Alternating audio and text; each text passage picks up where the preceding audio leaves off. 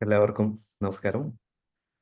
Tathagata നോയറ്റിക് and Tantrik research അക്കാദമിയുടെ യോഗിനി ഹൃദയ രഹസ്യം ക്ലാസ്സിലേക്ക് ഏവരെയും സ്നേഹപൂർവ്വം സ്വാഗതം ചെയ്യുകയാണ്. നമ്മൾ പലപ്പോഴായി സാധനയുടെ ഭാഗങ്ങളിൽ കേൾക്കുന്ന പേരാണ് യോഗിനി എന്നുള്ളത്. പ്രത്യേകിച്ച് ശ്രീവിദ്യാസാധകരിൽ ആണെങ്കിൽ അത് നന്നായി കേൾക്കാം. മാത്രമല്ല, ഒരുവിധം നമ്മൾ ദശമഹാവിദ്യയിൽപ്പെടുന്ന എല്ലാ സാധനകളിലൊക്കെ യോഗിനികളെ കാണാൻ സാധിക്കുന്നതാണ്. യോഗിനി ഹൃദയം യോഗിനികളെ 64 കോടി യോഗിനികൾ അല്ലെങ്കിൽ 64 തരം യോഗിനികളെ കുറിച്ച് വ്യക്തമായി സംസാരിക്കുന്ന ഒരു ടെക്സ്റ്റാണ്. രാംജി നമുക്ക് വേണ്ടി അത് വിശദമായി എടുത്തു തരുന്നുണ്ടാവും. സത്യത്തിൽ ഞാനും വളരെ ആകാംക്ഷയോട് കൂടി കാത്തിരിക്കുന്ന ഒരു വിഷയമാണ് ഇന്നത്തെ ക്ലാസ്. നമ്മളോടൊപ്പം ഉള്ളത് ഡോക്ടർ ആർ രാമാനന്ദാണ്. അദ്ദേഹം Abhinav Gupta institute of advance സ്റ്റഡീസിന്റെ, അതായത് ഭാരത സർക്കാരിന്റെ കീഴിലുള്ള IKS ആയിട്ടുള്ള Abhinav Gupta institute of advance സ്റ്റഡീസിന്റെ ഡയറക്ടറും ഒപ്പം ഋതംബര എക്കോ സ്പിരിച്വൽ കമ്മ്യൂണിന്റെ എഡിറ്റർ ഇൻ ചീഫും ശിവം ശൈവ ശാക്ത മാഗസിന്റെ മാഗസിന്റെ എഡിറ്റർ ഇൻ ചീഫും ഋതംബര എക്കോ സ്പിരിച്വൽ കമ്മ്യൂണിന്റെ സെക്രട്ടറിയുമാണ്. രാംജിയെ വളരെ സ്നേഹത്തോടു കൂടി ക്ലാസ്സിലേക്ക് സ്വാഗതം ചെയ്യുന്നു. നമസ്തേ രാംജി. നമസ്കാരം. എല്ലാവരും നമ്മുടെ ആൾക്കാരാണല്ലോ. ശരി, അപ്പം പറ്റുന്നവരൊക്കെ ഒന്ന് വീഡിയോ ഓൺ ആക്കിയാൽ നല്ലായിരുന്നു, കണ്ട് സംസാരിക്കാലോ. ശരി, കഴിഞ്ഞ വർഷം എടുക്കണം എന്ന് വെച്ച ഒരു ടെക്സ്റ്റാണ് യോഗിനി ഹൃദയം. ഈ കാലത്തിന്റെ ഇടയിൽ കുറച്ച് തഥാഗത ആരംഭിച്ചതിന് ശേഷം ഫിസിക്കലായിട്ടുള്ള ക്ലാസ്സുകൾക്ക് ശേഷം കൊറോണ കാലത്തിന് ശേഷം മിക്കവാറും ക്ലാസ്സുകളൊക്കെ ഓൺലൈനായിട്ടാണ് നടന്നു വന്നിട്ടുള്ളത്. അപ്പോൾ ഓൺലൈനായിട്ട് നടന്നു വരുന്ന ക്ലാസ്സുകളെ കൊണ്ടുണ്ടായ ഏറ്റവും വലിയ ഗുണം എന്താണെന്ന് വെച്ചാൽ, കേവലം ക്ലാസ്സുകളായിട്ട് പലതും എടുക്കാതെ നമുക്ക് പ്രധാനപ്പെട്ട പല ടെക്സ്റ്റുകളും കവർ ചെയ്യാൻ പറ്റി എന്നുള്ളതാണ്. തന്ത്രത്തിലെ വളരെ പ്രധാനപ്പെട്ട ഒരുപാട് ടെക്സ്റ്റുകൾ നമുക്ക് കവർ ചെയ്യാൻ പറ്റി. അതിൽ ഏറ്റവും പ്രധാനപ്പെട്ടത്, ഉദാഹരണത്തിന് പറയുകയാണെങ്കിൽ, ചില ടെക്സ്റ്റുകൾ വളരെ കോമൺ ആയിട്ടുള്ള ടെക്സ്റ്റുകളാണ്. ഇപ്പോൾ ലളിതാ സഹസ്രനാമം നമുക്കറിയാവുന്ന ഒരു ടെക്സ്റ്റാണ്, സൗന്ദര്യലഹരി നമുക്കറിയാവുന്ന ടെക്സ്റ്റാണ്. എന്നാൽ പോലും ലളിതാ സഹസ്രനാമം ആവട്ടെ, സൗന്ദര്യലഹരി ആവട്ടെ, അതിൻ്റെ ആഴത്തിലേക്ക് പോയിട്ട് സംസാരിക്കാനുള്ള അവസരം ഈ ഓൺലൈൻ ക്ലാസ്സുകളിലൂടെ ലഭിച്ചു.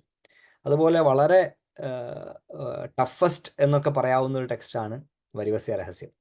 വരിവസ്യ രഹസ്യം നമുക്ക് ക്ലാസ് ആയിട്ട് എടുക്കാൻ സാധിച്ചു.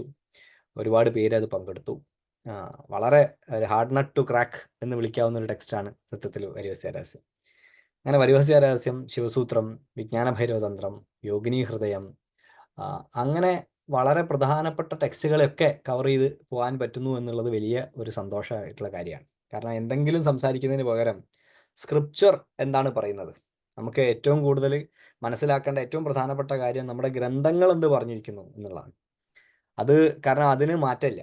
കാരണം ഈ ഗ്രന്ഥങ്ങളെല്ലാം തന്നെ ഒരു തരത്തിലല്ലേ മറ്റൊരു തരത്തിൽ, ചിലതൊക്കെ തനി ആഗമ ഗ്രന്ഥങ്ങൾ തന്നെയാണ്. ആഗമ ഗ്രന്ഥങ്ങൾ എന്ന് പറയുന്ന സമയത്ത് എന്താണ്, ശിവപ്രോക്തമാണ്. ശിവപ്രോക്തമായിരിക്കുന്ന ഗ്രന്ഥം, ശിവനിൽ നിന്ന് ഉത്ഭവിച്ചിരിക്കുന്ന ഗ്രന്ഥം, അതിനൊരു മാറ്റമില്ല, ഇളക്കമില്ലാത്ത സ്റ്റാറ്റിക് ആയിട്ടുള്ള ട്രൂത്താണ്. ശ്രൗതമായ സത്യം എന്ന് പറയും, ശ്രുതിയാണ്, അല്ലെങ്കിൽ ആഗമം ശ്രുതിയാണ്. ശ്രൗതമായ സത്യം, യാതൊരു വിധത്തിലും ഇളക്കമില്ലാത്ത സത്യം, നമുക്ക് ഏത് കാലത്തും സാർവകാലികമായി സാർവലൗകികമായി എല്ലാ ലോകങ്ങളിലും എല്ലാ കാലത്തേക്കും ഒരുപോലെ സ്വീകരിക്കാവുന്ന എന്ത് എന്ന ചോദ്യത്തിന് അതിൻ്റെ ഉത്തരം ആഗമം എന്ന് തന്നെയാണ്. അങ്ങനെ ആഗമ ഗ്രന്ഥങ്ങളെ പരിചയപ്പെടാനുള്ള അവസരം ഉണ്ടായി. ആ കൂട്ടത്തിൽ വന്നിരിക്കുന്ന ഒരു വലിയ അനുഗ്രഹമാണ് യോഗിനി ഹൃദയം. യോഗിനി ഹൃദയം താന്ത്രികരുടെ ഇടയിൽ വളരെ പോപ്പുലർ ആയിട്ടുള്ള ഒരു ടെക്സ്റ്റാണ്. സാധന ചെയ്യുന്നവരുടെ ഇടയിൽ വളരെ പോപ്പുലർ ആയിട്ടുള്ള ഒരു ടെക്സ്റ്റാണ്. പക്ഷെ സാധാരണക്കാരുടെ ഇടയിൽ അത്ര പോപ്പുലർ ആയിട്ടുള്ള ടെക്സ്റ്റ് അല്ല താനും. അതുകൊണ്ട് തന്നെ ഒരുപാട് പുസ്തകങ്ങൾ യോഗിനി ഹൃദയത്തെ സംബന്ധിച്ച് ഇറങ്ങിയിട്ടുണ്ടോ എന്ന് ചോദിച്ചാൽ, ലളിതാ സഹസ്രനാമം ഇറങ്ങിയതുപോലെയോ അല്ലെങ്കിൽ സൗന്ദര്യലഹരി ഇറങ്ങിയതുപോലെയോ ഒന്നും യോഗിനി ഹൃദയത്തെ സംബന്ധിച്ചിട്ടുള്ള പുസ്തകങ്ങൾ ഇറങ്ങിയിട്ടില്ല. വളരെ കുറച്ച് പുസ്തകങ്ങൾ മാത്രമേ അതേക്കുറിച്ച് ഇറങ്ങിയിട്ടുള്ളൂ. അതുകൊണ്ട് തന്നെ ഒരു പോപ്പുലർ എന്താ പറയുക, ചോയ്സ് ആയിട്ട് എടുക്കാൻ പറ്റുന്നൊരു പുസ്തകമായിട്ട് യോഗിനി ഹൃദയത്തെ പറയാൻ പറ്റുകയില്ല. അതിന് പ്രധാനമായിട്ടും ഒരു കാരണമുണ്ട്. ഏറ്റവും പ്രധാനപ്പെട്ട കാരണം ശിവൻ തന്നെ പറയുന്നതാണ്. അല്ലെങ്കിൽ ഒരുപക്ഷെ ഒരു ടെക്സ്റ്റിലും കാണാത്ത ഒരു അത്ഭുതം യോഗിനി ഹൃദയത്തിൽ കാണാൻ പറ്റും. അതിൽ ആ കാലഘട്ടത്തിലേ നമുക്ക് നോക്കിക്കഴിഞ്ഞാൽ അതിൽ പറയുകയാണ്, എല്ലാവിധ താന്ത്രിക ഗ്രന്ഥങ്ങൾക്കും ധാരാളം വ്യാഖ്യാനങ്ങൾ വന്നുവെങ്കിലും ഇതിനെന്തുകൊണ്ട് ധാരാളം വ്യാഖ്യാനങ്ങൾ വന്നില്ല എന്നൊരു ചോദ്യം. എണ്ണപ്പെട്ട വ്യാഖ്യാനങ്ങൾ പറയുന്ന സമയത്ത് ഭാസ്കരായ മക്കി സേതുബന്ധനം എന്ന് പറയുന്ന അദ്ദേഹത്തിൻ്റെ വിശാലമായി ഉള്ള വ്യാഖ്യാനത്തെ അവിടെ കാണാൻ സാധിക്കും. അമൃതാനന്ദനാഥൻ്റെ ദീപിക എന്ന് പറയുന്ന വ്യാഖ്യാനത്തെ കാണാൻ സാധിക്കും. അത് കഴിഞ്ഞാൽ പിന്നെ യോഗിനി ഹൃദയത്തിന് കാര്യപ്പെട്ട വ്യാഖ്യാനം എവിടെയാണ് എന്ന് ചോദിച്ചാൽ വളരെ പ്രയാസമാണ് കണ്ടുപിടിക്കാൻ. കാശ്മീര ശൈവ പദ്ധതിയിലെ ജയരഥനാണ് പിന്നെ ഒരു വ്യാഖ്യാനം നമുക്ക് കാണാൻ പറ്റുന്നത്. അപ്പം അതിലൊരു വ്യാഖ്യാനത്തിൽ പറയും, എന്തുകൊണ്ട് ബാക്കി എല്ലാ ഗ്രന്ഥങ്ങൾക്കും ധാരാളം വ്യാഖ്യാനങ്ങൾ വന്നുവെങ്കിലും യോഗിനി ഹൃദയത്തിന് ഇത്രയും വ്യാഖ്യാനങ്ങൾ വന്നില്ല എന്ന ചോദ്യത്തിന് അതിൻ്റെ മറുപടി, യോഗിനി ഹൃദയം ഗുപ്തങ്ങളിൽ വെച്ച് ഗുപ്തമാണ്, അത് മനസ്സിലാവേണ്ട ആളുകൾക്ക് മനസ്സിലാവുകയുള്ളൂ എന്നുള്ളതാണ്. ഹൃദയം എന്ന വാക്ക് അതിൽ ഉപയോഗിച്ചിട്ടുണ്ട്. സത്യത്തിൽ ഇതിലൊരു അത്യുക്തി ദോഷമുണ്ട് നമ്മളെ ക്ലാസ്സിന്. അത്യുക്തി ദോഷം എന്ന് പറഞ്ഞാൽ ടീലിയോളജി. പറഞ്ഞ കാര്യം തന്നെ വീണ്ടും വീണ്ടും പറയാം. എന്ന് വെച്ചാൽ ചില ആളുകൾ പറയില്ലേ, ക്യാച്ച് പിടിച്ചു എന്നൊക്കെ പറയില്ലേ, ക്യാച്ച് പിടിച്ചു, പോസ്റ്റും കാല്, മാനാഞ്ചിറ കുളം എന്നൊക്കെ പറയുന്നത് പോലത്തെ ഒരു അത്യുക്തി നമ്മുടെ ക്ലാസ്സിൻ്റെ നോട്ടീസിൽ നമ്മുടെ പേരിനുണ്ട്. യോഗിനി ഹൃദയ രഹസ്യം എന്നാണ് പറഞ്ഞിരിക്കുന്നത്. ഹൃദയം എന്ന് പറയുമ്പോൾ തന്നെ അത് ഒരു തരത്തിൽ രഹസ്യം ആയി. അത് ഒരു വസ്തുവിൻ്റെ ഹൃദയം അറിയുക എന്ന് പറഞ്ഞാൽ അതിൻ്റെ അർത്ഥം എന്താ? ആ വസ്തുവിൻ്റെ രഹസ്യം അറിയുക എന്നുള്ളതാണ്, കോർ അറിയുക എന്നുള്ളത്. What is in the heart എന്നാണ് ചോദ്യം. നമ്മൾ പറയാറില്ലേ, ആ വിവരം എൻ്റെ ഹൃദയത്തിൽ സുരക്ഷിതമായിരിക്കും എന്ന് പറയും. നമ്മുടെ ഹൃദയത്തിലാണ് നമ്മൾ സുരക്ഷിതമായിട്ട് അത് വെക്കുന്നത്. സത്യത്തിൽ ശാസ്ത്രകാരന്മാർക്ക് വേണമെങ്കിൽ പറയാം, ഹൃദയത്തിന് അങ്ങനെ ഓർമ്മിച്ച് വെക്കാനുള്ള കഴിവില്ല, ബുദ്ധിക്ക് മാത്രമേ ആ കഴിവുള്ളൂ എന്നൊക്കെ വേണമെങ്കിൽ ആർഗ്യൂ ചെയ്യാം. അതിന് കൗണ്ടർ ആർഗ്യുമെൻ്റ് ഉണ്ട് കേട്ടോ. ഈ ഇടയ്ക്ക് ഒരു കണ്ടുപിടുത്തം പറയാണ്, നമ്മുടെ ഫിസിക്കൽ ഹൃദയത്തിന് ഒരു കുഞ്ഞി ഇൻ്റലിജൻറ്റ് ഫംഗ്ഷൻ ഉണ്ട് അത്രേ, ബ്രെയിൻ പോലത്തെ ഒരു ഫംഗ്ഷൻ ഉണ്ടെന്ന്. ചില കാര്യങ്ങളൊക്കെ ഓർക്കാൻ ശരിക്കും ഹൃദയത്തിന് പറ്റും അത്രേ എന്നൊരു പഠനം പുതുതായിട്ട് പറയുന്നു. എന്തോ അത് ശാസ്ത്രത്തിൻ്റെ വഴിക്ക്, അത് പോട്ടെ. വാട്ടെവർ, ഹൃദയത്തിൽ ഞാനൊരു കാര്യം വെക്കുന്നു എന്ന് പറഞ്ഞാൽ അതിൻ്റെ അർത്ഥം അത് അതിൻ്റെ രഹസ്യമായി വെച്ചിരിക്കുന്നതാണ്. ഇനി ശരീരത്തിൽ നോക്കൂ, ശരീരത്തിൽ ഏറ്റവും പ്രൊട്ടക്റ്റഡ് ആയിട്ടുള്ള ഒരു അവയവമാണ് ഹൃദയം, അല്ലേ? തൊറാസിക് ക്യാവിറ്റിയുടെ ഉള്ളിൽ വളരെ സേഫ് ആയിട്ടാണ് ഹൃദയം വെച്ചിരിക്കുന്നത്. അതുകൊണ്ടാണ് ഹാർട്ട് സർജറി വളരെ ബുദ്ധിമുട്ടുള്ള പണിയായിട്ട് മാറുന്നത്. പണ്ടൊക്കെ ഇത് ഈ നെഞ്ചും കൂടി വെട്ടിപ്പൊളിച്ചിട്ട് സർജറി ചെയ്യാന്ന് പറഞ്ഞാൽ അത് വലിയൊരു ബുദ്ധിമുട്ടുള്ള കാര്യമാണ്. അതുകൊണ്ടാണ് പണ്ടൊക്കെ സർജറി, ഹാർട്ട് സർജറി എന്ന് പറഞ്ഞാൽ ഏതാണ്ട് ഒരാളുടെ ജീവിതം പോയ പോലെയാണ്. ഇപ്പോഴാണ് ബാക്കിയുള്ള ടെക്നിക്കൊക്കെ വന്നപ്പോഴാണ് ഹാർട്ടിലേക്ക് റീച്ച് ചെയ്യാൻ പറ്റുന്നത്. അത് ഏതാണ്ട് യോഗിനി ഹൃദയത്തിൻ്റെ വിഷയത്തിലും ആ കാര്യം ശരിയാണ്. കാരണം എന്താ? ഏറ്റവും പ്രൊട്ടക്റ്റഡായി വച്ചിരിക്കുന്ന ഒരു സ്ഥലത്താണ് യോഗിനി ഹൃദയത്തെ വെച്ചിരിക്കുന്നത്. എന്താണ് പ്രൊട്ടക്റ്റ് ചെയ്തിരിക്കുന്നത് എന്നുള്ളതാണ് ചോദ്യം. പരാശക്തിയെ നമ്മൾ പറയുന്ന സമയത്ത് യോഗിനി പരിസേവിത എന്നാണ് പറയാം. യോഗിനികളാൽ ചുറ്റപ്പെട്ടിരിക്കുന്നവളാണ് ആര്? ആദിപരാശക്തി, അല്ലെങ്കിൽ ലളിത ത്രിപുരസുന്ദരി എന്ന് നമുക്ക് കാണാൻ സാധിക്കും. യോഗിനികളാണ് റെറ്റിന്യൂ, മണ്ഡലമായി നിൽക്കുന്നത് യോഗിനികളാണ്. ആ യോഗിനികൾ എന്ന് പറഞ്ഞാൽ ചില്ലറ ആൾക്കാരൊന്നുമല്ല. യോഗിനികൾ എന്ന് പറഞ്ഞാൽ വളരെ ശക്തിമത്തായിട്ടുള്ള വിശേഷങ്ങളുള്ള ആളുകളാണ്. ഒരു കാരണവശാലും ഉള്ളിലേക്ക് കടത്തിവിടാൻ ആരെയും അനുവദിക്കാത്ത അത്രയും കപ്പാസിറ്റി ഉള്ള ശക്തി വിശേഷങ്ങളോട് കൂടിയിരിക്കുന്ന ശക്തികളെ തന്നെയാണ് അവിടെ യോഗിനി എന്ന് വിളിച്ചിരിക്കുന്നത്. ഈ യോഗിനികൾക്ക് മധ്യത്തിലാണ് ഈ ശക്തി ഇരിക്കുന്നത്. ആ ശക്തിയെ തന്നെയാണ് ഇവിടെ യോഗിനി എന്ന വാക്കുകൊണ്ട് ഉദ്ദേശിച്ചിരിക്കുന്നത്. ആ വാക്കിൻ്റെ ആഴത്തിലേക്ക് പോകുന്നതിന് മുമ്പ് യോഗിനികൾ എന്ത് എന്നുള്ളതാണ് ഇവിടുത്തെ ചോദ്യം. ഈ വിഷയം കുറേ ആളുകൾ, നമ്മുടെ ക്ലാസ് സ്ഥിരമായി അറ്റൻഡ് ചെയ്യുന്ന ആളുകൾക്ക് ഞാൻ വീണ്ടും പറയുന്നതായിട്ട് തോന്നുമെങ്കിലും എത്ര തവണ കേട്ടാലും അത് നിങ്ങളെ അറിവിനെ കൂടുതൽ ഉറപ്പിക്കുകയുള്ളൂ എന്നുള്ള ബോധ്യത്തിൽ കേൾക്കണം. പുതിയ ആളുകൾക്ക് വേണ്ടിയാണ് ഇത് സംസാരിക്കുന്നത് എന്നുകൂടെ മനസ്സിലാക്കണം.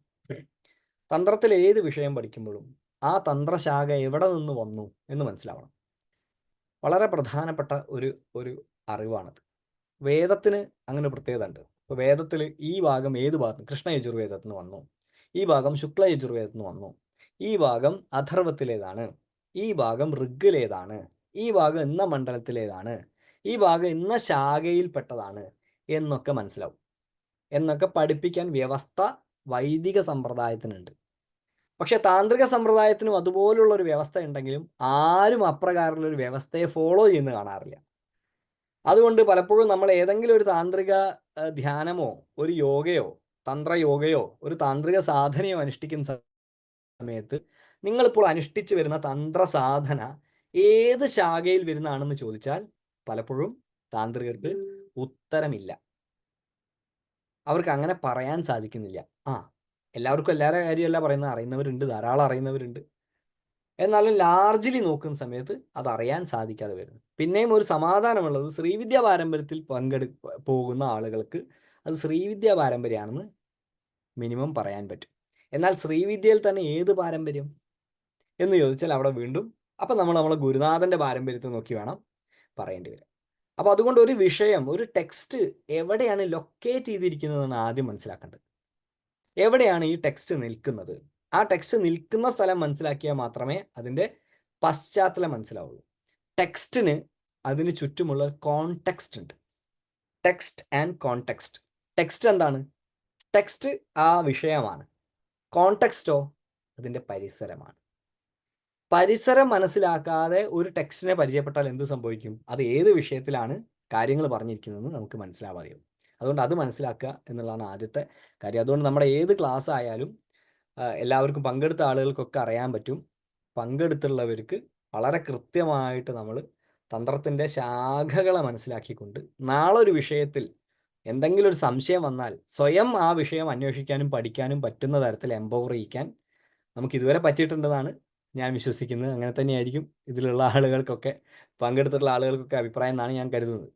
ശരി, അങ്ങനെ വരുമ്പോൾ നമുക്കിത് കാര്യമായി മനസ്സിലാക്കേണ്ടതായിട്ടുണ്ട്. അപ്പോൾ പുതിയ ആളുകൾക്ക് വേണ്ടിയാണ്, പഴയ ആളുകൾക്ക് അവരുടെ അറിവിനെ വീണ്ടും വീണ്ടും ഉറപ്പിക്കാൻ വേണ്ടി കൂടിയാണ് ഈ കാര്യം പറയുന്നതെന്ന് ആലോചിക്കാം. ശിവശാസനകൾ ആദിയിൽ എന്തുണ്ടായി എന്നാണ് ചോദ്യം. ശിവന്റെ ശാസനകൾ. ശിവൻ ശാസിച്ചു. ശാസിച്ചതുകൊണ്ടാണ് അത് ശാസ്ത്രമായി മാറിയത്. ശാസിക്കപ്പെട്ടതാണ് ശാസ്ത്രം. ശാസനയാണ് ശാസ്ത്രം. ഇങ്ങനെ അധ യോഗാനുശാസനം, അധ ഇതാ യോഗയുടെ ശാസനം. അധ എന്ന് പറയുന്ന സമയത്ത് അവെയർ എന്നുള്ളതാണ് ചോദ്യം, എന്നുള്ളതാണ് ഉദ്ദേശം. ശ്രദ്ധിക്കുക, ഇതാ യോഗയുടെ ശാസനം. ഒരു വടിയെടുത്ത് ചൂരലുകൊണ്ട് ഒരു അടി കൊടുക്കുന്നില്ല. ഇപ്പൊ ചൂരലുകൊണ്ട് അടിക്കാൻ പാടില്ലാത്തതുകൊണ്ട് ഇന്നലെ കണ്ടില്ല ഞങ്ങള് വീഡിയോ, പോട്ടെ. അപ്പൊ അതുകൊണ്ട് വടി കൊണ്ട് ഒരു അടി അടിക്കുന്ന പോലെയാണ് ഗുരുനാഥൻ എന്ത് ചെയ്യുന്നത്? ഒരു അടി അടിച്ചിട്ടാണ് പറയുന്നത് ശ്രദ്ധിക്കുക, ഇതാ ശാസനം. അങ്ങനെയെങ്കിൽ ആദി ഗുരുനാഥൻ ആര്? ആദി ഗുരുനാഥൻ ശിവപെരുമാൾ തന്നെയാണ്. ശിവനിൽ നിന്നാണ് എല്ലാ അറിവും ഉണ്ടായതെന്നാണ് ഭാരതം വിശ്വസിക്കുന്നത്. ആദിയോഗിയായിരിക്കുന്ന ആ ശിവപെരുമാളിൽ നിന്നാണ് എല്ലാ അറിവും പ്രവഹിച്ചിരിക്കുന്നത്. അതിൻ്റെ അപ്പുറത്ത് നമുക്കൊന്നുമില്ല. സദാശിവസമാരംഭാം എന്നാണ് പറയാ. ശിവനിൽ നിന്ന് ആരംഭിച്ചത്. ശിവനിൽ നിന്ന് ആരംഭിച്ച സമയത്ത് അത് ഒന്നായിരുന്നു. പക്ഷെ ആരംഭിച്ച് താഴേക്ക് വന്ന സമയത്ത് അത് രണ്ടായിട്ട് പിരിഞ്ഞു. രണ്ടായിട്ട് പിരിഞ്ഞു എന്ന് പറഞ്ഞാൽ നമുക്ക് ബുദ്ധിമുട്ടില്ല മനസ്സിലാക്കാൻ. ഇന്നത്തെ തലയ്ക്ക് മനസ്സിലാക്കാൻ ബുദ്ധിമുട്ടില്ല. രണ്ട് തരം ആൾക്കാരുണ്ട് സമൂഹത്തിൽ.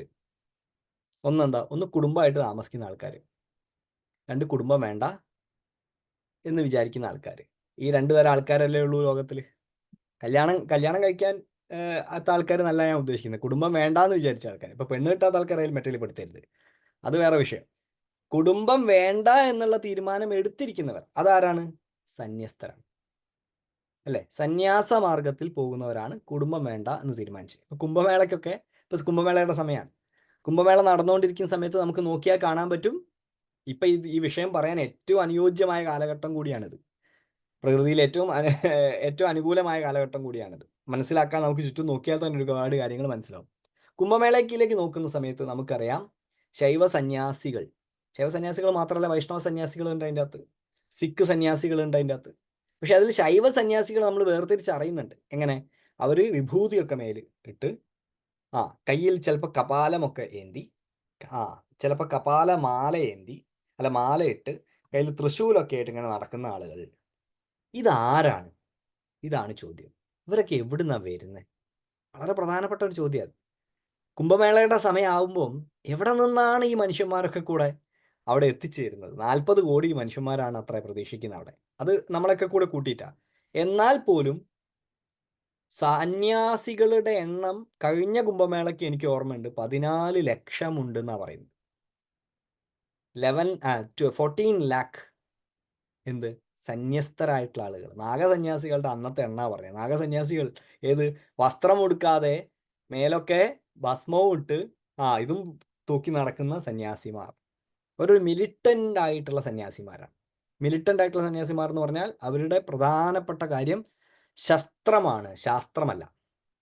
ശസ്ത്രധാരികളാണ് അവർ. കയ്യിലെപ്പോഴും വാളൊക്കെ കാണാം. വാള് മാത്രമല്ല, ജൂനാഘാടൊക്കെ രാവിലെ കുളിക്കാൻ വരുന്ന സമയത്ത് കുംഭമേളയ്ക്ക് പോയിട്ടുണ്ട് കാണാൻ കയ്യിൽ തോക്കുണ്ടാവും. തോക്കായിട്ട് വരാം. അത് വെച്ച് ആരെയും വെടിവെച്ചൊന്നും നമ്മൾ കേട്ടിട്ടില്ല. പക്ഷേ തോക്കുള്ളത് കൊണ്ട് ആരെയും ഉപദ്രവിച്ചതായിട്ട് നമ്മൾ കേട്ടിട്ടില്ല. തോക്ക് ഇങ്ങനെ ടക്ക് ടക്ക് ടക്ക് ടക്ക് പൊട്ടിച്ചിട്ടാണ് വരിക.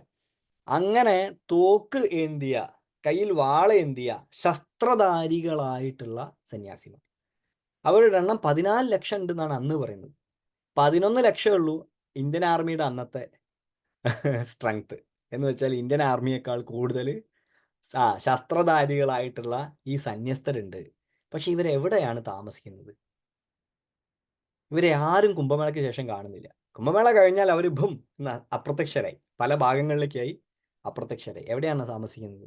അവർ ഹിമാലയത്തിൻ്റെ ഏതോ പ്രാന്തങ്ങളിൽ രഹസ്യമായി ഗുഹകളിലും അല്ലെങ്കിൽ പല മണ്ണിനടിയിലൊക്കെ താമസിക്കുന്ന ആളുകൾ. അങ്ങനെ പലയിടങ്ങളിൽ ഗഹ്വരങ്ങൾക്കിടയിൽ, വനങ്ങൾക്കുള്ളിൽ, മനുഷ്യൻ്റെ കണ്ണോട്ടം എത്തിപ്പെടാത്ത, സാധാരണ മനുഷ്യൻ്റെ കണ്ണുനോട്ടാണ് അവർക്ക് ഉള്ള ഏറ്റവും, ഇതിപ്പോൾ നിവൃത്തിയില്ലാത്തതുകൊണ്ട് ഈ സമയത്ത് വരുന്നത്. അതിൻ്റെ കൂട്ടത്തിലാണ് നമ്മളെ യൂട്യൂബ്, ഫേസ്ബുക്ക്, മറ്റേ എന്താണ് വ്ളോഗർമാരെ ഉപദ്രവം. അത് പോട്ടെ. അപ്പം മനുഷ്യൻ്റെ കണ്ണോട്ടം ഏറ്റവും കുറയാൻ വേണ്ടിയിട്ടാണ് അവർ ഇവിടെ വന്നിരിക്കുന്നത്. അവർ ആരാണെന്നാണ് ചോദ്യം. അവരാണ് അതിമാർഗികൾ. നമ്മൾ മനസ്സിലാക്കിയിട്ടുണ്ട്. നമ്മൾ കുറേ ക്ലാസ്സിലൊക്കെ അറിഞ്ഞവർക്ക് അറിയാം. അതിമാർഗികൾ, ട്രാൻസ്ഗ്രസീവ് പാത്ത് എന്ന് വെച്ചാൽ അതിലംഘിച്ചിരിക്കുന്ന പാത. എന്തിനാ അതിലംഘിച്ചിരിക്കുന്ന പാത? നമ്മുടെ സാധാരണ ജീവിതത്തിൽ നമുക്ക് വർണ്ണ ആശ്രമ വ്യവസ്ഥ ഉണ്ട്. സാധാരണ ഭാരതത്തിൻ്റെ സാധാരണ വ്യവസ്ഥ പറയുന്നത് വർണ്ണ ആശ്രമ വ്യവസ്ഥ. വർണ്ണം അറിയാം. വർണ്ണം കേരളത്തിൽ പറയുമ്പോൾ അപകടകരമായ ഒരു പ്രസ്താവനയാണ്. ബ്രാഹ്മണൻ, ക്ഷത്രിയൻ, ശൂദ്രൻ, വൈശ്യൻ, ഇതാണ് വർണ്ണം. അത് ജാതിയായിട്ട് കൂട്ടിക്കെട്ടുന്ന സമയത്താണ് കേരളത്തിൽ പ്രശ്നങ്ങളൊക്കെ ഉണ്ടാകുന്നത്. അത് പോട്ടെ. വർണ്ണം നമ്മുടെ ഒരു വ്യവസ്ഥയാണ്. പിന്നെയോ ആശ്രമം, ബ്രഹ്മചര്യം മുതൽ സന്യാസം വരെയുള്ള ആശ്രമ വ്യവസ്ഥ. ഈ വർണ്ണാശ്രമ വ്യവസ്ഥയ്ക്ക് അതീതമായിരിക്കുന്നവരുണ്ട് ആണ്. അതുകൊണ്ടാണ് അതിമാർഗികളാവുന്നത്. അതീത വർണ്ണാശ്രമികൾ എന്ന് പറയുന്നു. വർണ്ണാശ്രമത്തിന് അതീതമായിരിക്കുന്നവൾ. അവർ ഈ വർണ്ണവ്യവസ്ഥയെ അംഗീകരിക്കുന്നില്ല, ആശ്രമ വ്യവസ്ഥയെ അംഗീകരിക്കുന്നില്ല. മറിച്ചോ അവർ സന്യാസത്തിൻ്റെ പാതയിൽ സഞ്ചരിക്കുന്നു. ആ സന്യാസത്തിൻ്റെ പാതയ്ക്ക് ആദ്യം അതിൻ്റെ രൂപമുണ്ടായത് പാശുപതം എന്ന രൂപത്തിലാണ്. എന്ത് രൂപത്തിലാണ്? പാശുപതം. ശിവന്റെ ആദ്യത്തെ പ്രകടനം തന്നെ പശുപതിയായിട്ടാണ് അല്ലേ? നമ്മൾ സിന്ധുവിൻ്റെ തീരത്തു നിന്ന് ലഭിച്ച സീലിൽ കാണുന്ന രൂപം പശുപതി ശിവന്റെ രൂപമാണ്. ആ പശുപതിയിൽ നിന്ന് ആരംഭിച്ച പാരമ്പര്യം എന്താണ്? പാശുപതം. പാശുപതന്മാരെന്നാണ് അവരെ വിളിക്കുക. ആ പാശുപതന്മാരെ വേറൊരു പേരും കൂടെ വിളിക്കും, മഹാവ്രതികൾ എന്ന് വിളിക്കും. എന്താണ്? മഹാവ്രതികൾ. മഹാവ്രതം സ്വീകരിച്ചിരിക്കുന്നവർ. എന്താണ് മഹാവ്രതം? മഹാവ്രതം മറ്റൊന്നല്ല, കപാലം കയ്യിലെന്തിരിക്കുക. കപാലം കയ്യിലിരിക്കുന്ന അവസ്ഥയാണ് എന്ത്? മഹാവ്രതികൾ. മഹാവ്രതികളുടെ രൂപം. ശിവപെരുമാൾ ലിംഗരൂപത്തിലായ സമയത്ത്, കഥ നിങ്ങൾക്ക് അറിയാവുന്ന കഥയാണ്. ശിവപെരുമാൾ ലിംഗരൂപത്തിൽ എല്ലാം ലയിച്ചു ചേരുന്നത് കൊണ്ടാണ് ലിംഗം എന്ന് വിളിക്കുന്നത്. സർവ്വതും ലയിക്കുന്നത് എന്തിലോ അത് ലിംഗം. ലോകത്തുള്ള സർവ്വതും എന്തിൽ ലയിക്കും? ശിവലിംഗത്തിൽ ലയിക്കും. അവസാനത്തെ പൊരുൾ ശിവലിംഗമാണ്. അതുകൊണ്ട് സർവ്വതും ലയിക്കുന്നത് കൊണ്ട് ആ ലിംഗസ്വരൂപിയായിട്ട് ഭഗവാൻ ആ രൂപം സ്വീകരിച്ച സമയത്ത് നിങ്ങൾക്കറിയാം കഥ. ബ്രഹ്മാവും വിഷ്ണുവും അതിൻ്റെ അറ്റം കണ്ടുപിടിക്കാൻ വേണ്ടി യാത്ര ചെയ്യും. നാരായണ ഗുരുദേവൻ അതിനെക്കുറിച്ച് വളരെ മനോഹരമായിട്ട് എഴുതുന്നുണ്ട്. അടിക്ക് പന്നി പോയി നിൻ മുടിക്കൊരന്നവും പറന്നെടുത്തു കണ്ടതില്ല നിന്നെ ഇന്നും അഗ്നിശൈലമേ എന്നാ പറയുന്നത്. അടിക്ക് പന്നി പോയി. ആരാണ്? വിഷ്ണു. പന്നി വരാഹമൂർത്തിയായിട്ട് വരാഹത്തിൻ്റെ രൂപം സ്വീകരിച്ച് പോയി. നിൻ മുടിക്കൊരന്നവും, നാരായണ ഗുരുദേവൻ പറയുന്ന സദാശിവ ദർശനം, നിന്റെ മുടിക്കൊരന്നം പോയി. അന്നം ഏതാ? അരയന്നം. അരയന്നായിട്ട് ബ്രഹ്മാവ് മുകളിലേ പറന്നടുത്ത് കണ്ടതില്ല നിന്നെ ഇന്നും അഗ്നിശൈലമേ. അന്ന് ബ്രഹ്മാവ് പോയിട്ടും അതിൻ്റെ തല കണ്ടിട്ടില്ല, ലിംഗമസ്തകം കണ്ടിട്ട് കാണാൻ പറ്റിയിട്ടില്ല. ഇന്നൊരാൾ നോക്കിയിട്ടും ലിംഗമസ്തകം കാണാൻ പറ്റില്ല. കാരണം എന്താ? അത് അവ്യയമാണ്, അനാദിയാണ്. അതിൻ്റെ ആദിയും അന്തവും തിരയുന്നത് ശുദ്ധ ഭോഷ്കാണ്. പക്ഷെ ബ്രഹ്മാവ് അതിൻ്റെ ഇടയ്ക്ക് ഒരു കള്ളത്തരം കാണിച്ചു. കൈതപ്പൂവിനോട് കൊണ്ട് ഒരു കള്ളസാക്ഷി പറയിപ്പിച്ചു. ഞാൻ ലിംഗമസ്തകം കണ്ടു എന്ന് കള്ളസാക്ഷി പറയിപ്പിച്ചു. കൈതപ്പൂ കണ്ടു കണ്ടു കണ്ടു കണ്ടു എന്ന് കൈതപ്പൂ ആദ്യത്തെ ചരിത്രത്തിലെ ആദ്യത്തെ കള്ളസാക്ഷിയാണത്. അപ്പോൾ കള്ളസാക്ഷി പറയിപ്പിച്ചു. ആ കള്ളസാക്ഷി പറയിപ്പിച്ചതിൻ്റെ ഭാഗമായിട്ട് ബ്രഹ്മാവിന് എന്ത് നഷ്ടമായി? 5 മുഖനായിരുന്നു, നാൻമുഖനായിപ്പോയി. 5 മുഖമുള്ള ആള് നാൻമുഖനായിപ്പോയി. ഒരു മുഖം ഭഗവാൻ ഈ വിരലുകൊണ്ട് അങ്ങ് നുള്ളിക്കളഞ്ഞു. ഈ വിരലുകൊണ്ട് നുള്ളിയതുകൊണ്ട് ഈ വിരലിന് ഇന്നും സംസ്കൃതത്തിൽ പേരില്ല, അനാമിക എന്നാണ് പറയുക. ഈ വിരലിന് ഇപ്പോഴും അനാമിക എന്നാ പറയുക. ഇതിന് പേരില്ല, ബാക്കി എല്ലാത്തിനും പേരുണ്ട്. ഇത് അനാമിക. കാരണം എന്താ? ബ്രഹ്മഹത്യാ പാപമുണ്ട്. അതുകൊണ്ട് നമ്മൾ എന്തെങ്കിലും കർമ്മങ്ങളൊക്കെ ചെയ്യുന്ന സമയത്ത് പവിത്രം ഇട്ടിട്ട് ഈ വിരലിനെ സാങ്ക്ടിഫൈ ചെയ്യും. കാരണം എന്താ? ഈ വിരലിന് ബ്രഹ്മഹത്യാ പാപം ഉണ്ട്. വെറുതെ പവിത്രം ഇടുകയല്ല, പവിത്രം ഇടുന്നത് ഇതിന് ബ്രഹ്മാവിനെ കൊന്ന ചരിത്രമുണ്ട്. പക്ഷേ തല നുള്ളിക്കഴിഞ്ഞപ്പോഴാണ് ശിവൻ എന്ത് മനസ്സിലായത്? ഇത് അപകടമാണ്, ഇത് കയ്യിൽ നിന്ന് പോകുന്നില്ല. കയ്യിലൊട്ടിപ്പിടിച്ചു പോയി. ഈ തല കയ്യിലൊട്ടിപ്പിടിച്ചു പോയി. ആ കയ്യിലൊട്ടിപ്പിടിച്ച ഇതും കൊണ്ട് ഭഗവാന് നടക്കേണ്ടി വന്നു. ഭഗവാനാണെങ്കിലും ബ്രഹ്മഹത്യാപാപമാണ്, അതിൽ സംശയമില്ല. ആ ഇതും കൊണ്ട് നടക്കേണ്ടി, അതാണ് മഹാവ്രതം. ആ മഹാവ്രതം സ്വീകരിച്ചവൻ ആളുകളാണ് പാശുപതന്മാർ.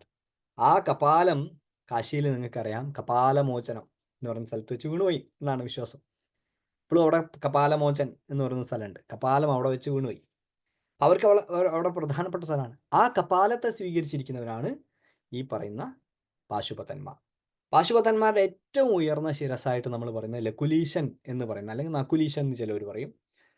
ലകുലീശൻ എന്ന് പറയുന്ന മഹായോഗിയാണ്. ആ ലകുലീശൻ എന്ന് പറയുന്ന മഹായോഗി ജനിച്ചത് അന്നത്തെ ഇത് പറഞ്ഞ കായാവതരണം എന്ന് പറയുന്ന സ്ഥലത്താണ്. ഇന്നത്തെ ഗുജറാത്തിലെ കാർവാൻ ആണത്, കായാവതരണം. ആ പേര് നോക്കൂ, കായമായി അവതരിച്ചു എന്നാണ്. അമൂർത്തമായ ശിവത്വം ഒരു കായമായി അവതരിച്ചു, അതാണ് കായാവതരണം എന്ന് പേര്. ഇന്നും നമ്മുടെ നാട്ടിൽ ഗുജറാത്തിലെ സ്ഥലത്തിൻ്റെ പേര് കാർവാൻ എന്നാണ്. നോക്കൂ എത്രത്തോളം നമ്മുടെ ഇതിഹാസവും പുരാണവും ഒക്കെ ആയിട്ട് നമ്മുടെ സ്ഥലങ്ങൾ ബന്ധപ്പെട്ട് കിടക്കുന്നു. എന്നിട്ട് നമ്മളതിനെ മിത്തോളജിയാണ്, ശരിക്കും സംഭവിച്ചല്ല എന്നൊക്കെ പറയും അല്ലേ.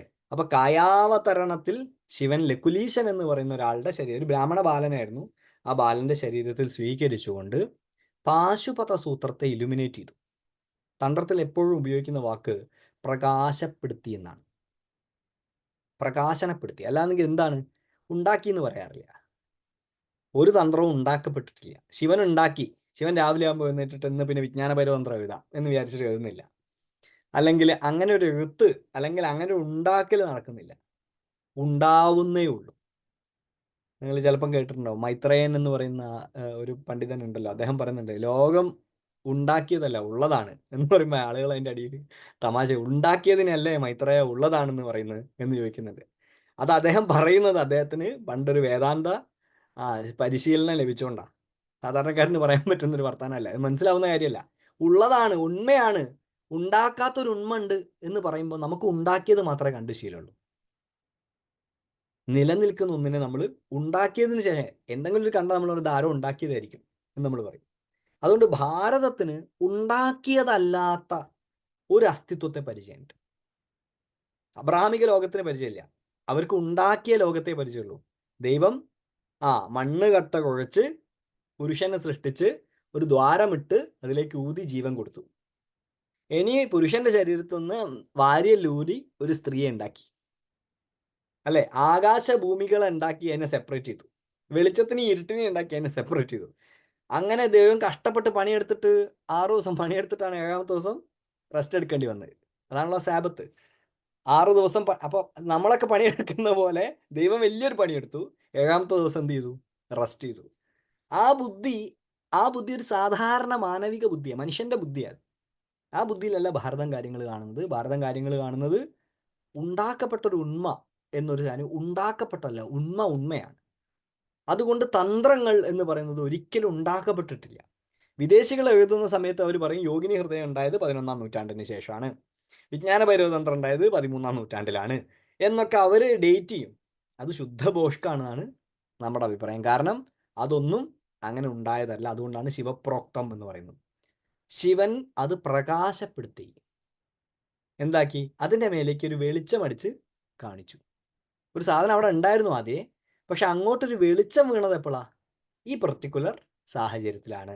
അങ്ങനെ നോക്കുമ്പോൾ അതിമാർഗത്തിൻ്റെ രഹസ്യങ്ങളെക്കുറിച്ച് ഭഗവാൻ പ്രകാശപ്പെടുത്തിയത് കായാവതരണത്തിൽ ലകുലീശന്റെ ശരീരത്തിൽ വന്നുകൊണ്ട് പ്രകാശപ്പെടുത്തി. ആ പാശുപത സൂത്രങ്ങൾ അനുസരിച്ച് ജീവിക്കുന്ന ആളുകളാണ് പാശുപതന്മാർ. പാശുപതന്മാർ ഒരു കൂട്ടരല്ല. പാശുപതന്മാർക്ക് കനം കൂടിയ ഒരു കൂട്ടരാണ് മഹാപാശുപതന്മാർ. അവരെ ലാക്കുലന്മാർ എന്ന് പറയാം. ലാക്കുലന്മാർ. പിന്നെയോ കാളമുഖന്മാരെ നിങ്ങൾ കണ്ടിട്ടുണ്ടാവും. പൊന്നിയൻ സെൽവൻ സിനിമേൻ്റെ അകത്ത് റഹ്മാനെ കിരീടധാരണമൊക്കെ നടത്തുന്നത് കാളമുഖന്മാരാണ്. കാളമുഖന്മാർ, കാപാലികന്മാർക്ക് ഒരു പേരുദോഷമാണ് മൊത്തം ഭാരതത്തിൽ. കാരണം ഒരു ഉഗ്രഭൈരവൻ എന്ന് പറയുന്ന കാപാലികൻ ശങ്കരാചാര്യരുമായിട്ട് ഒരിക്കൽ ഒരു ചെറിയ സന്ദർഭം ഉണ്ടായി. ആ പേര് വെച്ചിട്ട് നമ്മൾ കാപാലികന്മാരെ മോശമായിട്ട് കണക്കാക്കുക. ഇപ്പം നമ്മൾ ഏതെങ്കിലും ഒരാളെ നോക്കിയിട്ട് അയാൾ ഒരു കാപാലികനാണെന്ന് പറഞ്ഞാൽ അല്ല അയാളെ പറ്റി വിചാരിക്കുക. ശൈവത്തിൽ ഏറ്റവും ഉയർന്ന ഒരു മാർഗ്ഗമാണ്, സന്യാസത്തിൽ ഏറ്റവും ഉയർന്ന മാർഗ്ഗമാണെങ്കിലും അയാൾ ഒരു കാപാലികനാണെന്ന് പറഞ്ഞാൽ നമ്മൾ ഉദ്ദേശിക്കുക എന്താ? നമ്മൾ ഉദ്ദേശിക്കുക അയാൾ ഒരു ലക്ഷണം കെട്ട മനുഷ്യനാണ്, മഹാദുഷ്ടനാണെന്നാണ് നമ്മൾ മനസ്സിലാക്കുക. ആ ദുഷ്ടനാണെന്നുള്ള ചിന്ത എവിടുന്നാണ് വരുന്നത്? ആ ചിന്ത വരുന്നത് ഉഗ്രഭൈരവൻ എന്ന് പറയുന്ന കാപാലികൻ ശങ്കരാചാര്യ സ്വാമികളുമായി ഒരിക്കൽ ഒരു പ്രശ്നം ഉണ്ടായതാണ്. നിങ്ങൾക്കറിയാം പ്രശ്നം എന്താണെന്ന്. ആചാര്യസ്വാമികൾ ഇരിക്കുന്ന സമയത്ത് കാപാലികന്മാർക്ക് വലിയ വിധികളൊക്കെ ഉണ്ട്, ബലി തുടങ്ങിയിട്ടുള്ള കാര്യങ്ങളൊക്കെ ഉണ്ട്. ആ കാര്യങ്ങൾക്ക് വേണ്ടി അന്ന് അയാൾ കാര്യമായിട്ടൊരാളെ ബലി കൊടുക്കാൻ നോക്കുന്ന സമയത്ത് ആചാര്യസ്വാമികൾ ഇരിക്കുകയാണ്. അപ്പോൾ ആചാര്യസ്വാമികളോട് വന്നിട്ട് ചോദിച്ചു, നിങ്ങളെ ബലി കൊടുക്കട്ടെ? അപ്പോൾ ആചാര്യസ്വാമികൾ പറഞ്ഞു, കൊടുത്തോളാം, എനിക്ക് ഈ ശരീരം എന്തല്ല, എന്നെ സംബന്ധിച്ച് പരമമായ സത്യമല്ല, അല്ലേ? വേദാന്തത്തിൻ്റെ ചിന്തയിൽ ശരീരം പരമമായ സത്യമല്ല, അതിനെക്കൊണ്ട് അത് ബലി കൊടുത്തോളൂ എന്ന് പറഞ്ഞു. ആ ബലി കൊടുക്കാൻ നോക്കിയ സമയത്ത് അദ്ദേഹത്തിൻ്റെ ശിഷ്യനായിട്ടുള്ള പത്മപാദര് നരസിംഹരൂപത്തിൽ വരികയും കാപാലികനുമായി ശണ്ടയിൽ ഏർപ്പെടുകയും കാപാലികൻ തോൽക്കുകയും ചെയ്തു. എന്നാൽ ആചാര്യസ്വാമികളെ ബലി വാങ്ങാൻ നോക്കി എന്നുള്ള പേരിൽ ഇന്ന് ഭാരതം മുഴുവൻ കാപാലികന്മാർക്ക് ഒരു ചീത്തപ്പേര് ഉണ്ട്. പക്ഷെ അത് സത്യമല്ല കേട്ടോ. കാപാലികന്മാർ വളരെ നല്ല മനുഷ്യന്മാരാണ്, വളരെ നല്ല ആൾക്കാരാണ്. സമൂഹവുമായിട്ട് ഡയറക്റ്റായിട്ട് ഇടപെട്ട് ജീവിക്കാറില്ല എന്ന് മാത്രം. അപ്പോൾ കാപാലികന്മാർ, പാശുപതന്മാർ, വൈമലന്മാർ, കരൂരക്കന്മാർ, അല്ലെങ്കിൽ മോസലന്മാർ. മോസലൻ പറഞ്ഞാൽ മുസലം കയ്യിൽ കൊണ്ടു നടക്കുന്നവരാണ്. മുസലം എന്താ? ഒലക്കയാണ് അവരുടെ കയ്യിലുണ്ടാവുക. ലകുലീശൻ്റെ കയ്യിൽ എപ്പോഴും ഒരു ഒലക്ക ഉണ്ടാവുമായിരുന്നു. ഒലക്ക പറഞ്ഞാൽ ഒരു വലിയ വടി. നമ്മുടെയൊക്കെ ക്ഷേത്രങ്ങൾ, വീട്ടിൻ്റെ അടുത്തൊക്കെയുള്ള ക്ഷേത്രങ്ങൾ ചിലപ്പോൾ നോക്കിയാൽ ബുദ്ധനെ പോലെ ഒരാളെ കാണാൻ പറ്റും. അപ്പോഴേക്ക് കേരളത്തിലെ ചരിത്ര പണ്ഡിതന്മാർ അത് ബുദ്ധനാന്ന് പറയുകയും ഇത് ബൗദ്ധക്ഷേത്രമാണെന്ന് പറയുകയൊക്കെ ചെയ്യും. പക്ഷെ ശ്രദ്ധിച്ച് നോക്കിയാൽ മനസ്സിലാവും, അത് ബുദ്ധനല്ല, അത് ലകുലീശനായിരിക്കും. ലകുലീശനെ കാണാൻ ബുദ്ധനെ പോലെ തന്നെ ഇരിക്കും, അല്ലെങ്കിൽ ഒരു ജൈന തീർത്ഥങ്കരനെ പോലെ ഇരിക്കും കാണാൻ. പക്ഷെ കയ്യിൽ ഒരു ഒലക്ക ഉണ്ടാവും, ഒരു വടി ഉണ്ടാവും, ഒരു ദണ്ട്, ഒരു സ്റ്റാഫ് അതുണ്ടാവും. അതും പിടിച്ചാണ് അങ്ങനെ നടക്കുക. അപ്പോൾ ആ ദണ്ടും പിടിച്ച് നടക്കുന്ന മോസലന്മാർ, ഇങ്ങനൊരു ഗ്രൂപ്പ്, ഇങ്ങനെ പിരിഞ്ഞുപോയ അതിമാർഗികളായ ഒരു വിഭാഗം, അവരെ നമ്മൾ ധാരാളം ഇപ്പം കാണുന്നുണ്ട്. കുംഭമേളയുടെ സമയമാകുന്ന സമയത്ത് നമ്മുടെ മനുഷ്യന്മാരുമായിട്ട് ഇടപെടാൻ വേണ്ടി മനുഷ്യന്മാരായിട്ട് ഇടപെടാൻ വരില്ല, മനുഷ്യന്മാർ അങ്ങോട്ട് പോയി ഇടപെടാണ്. അവർക്ക് യാതൊരു താല്പര്യമില്ല മനുഷ്യന്മാരായിട്ട് ഇടപെടാൻ. നമ്മൾ അങ്ങോട്ട് പോയിട്ട് അവരെ ഉപദ്രവിക്കുന്നതാണ്. അപ്പോൾ അവർ ഇങ്ങോട്ട് ഇറങ്ങി വന്ന് അവർ ഈ സ്നാനം ചെയ്യുന്ന സമയത്ത് നമ്മൾ അത്ഭുതത്തോടു കൂടി നോക്കുന്നു, ഇങ്ങനെയും മനുഷ്യന്മാരോ?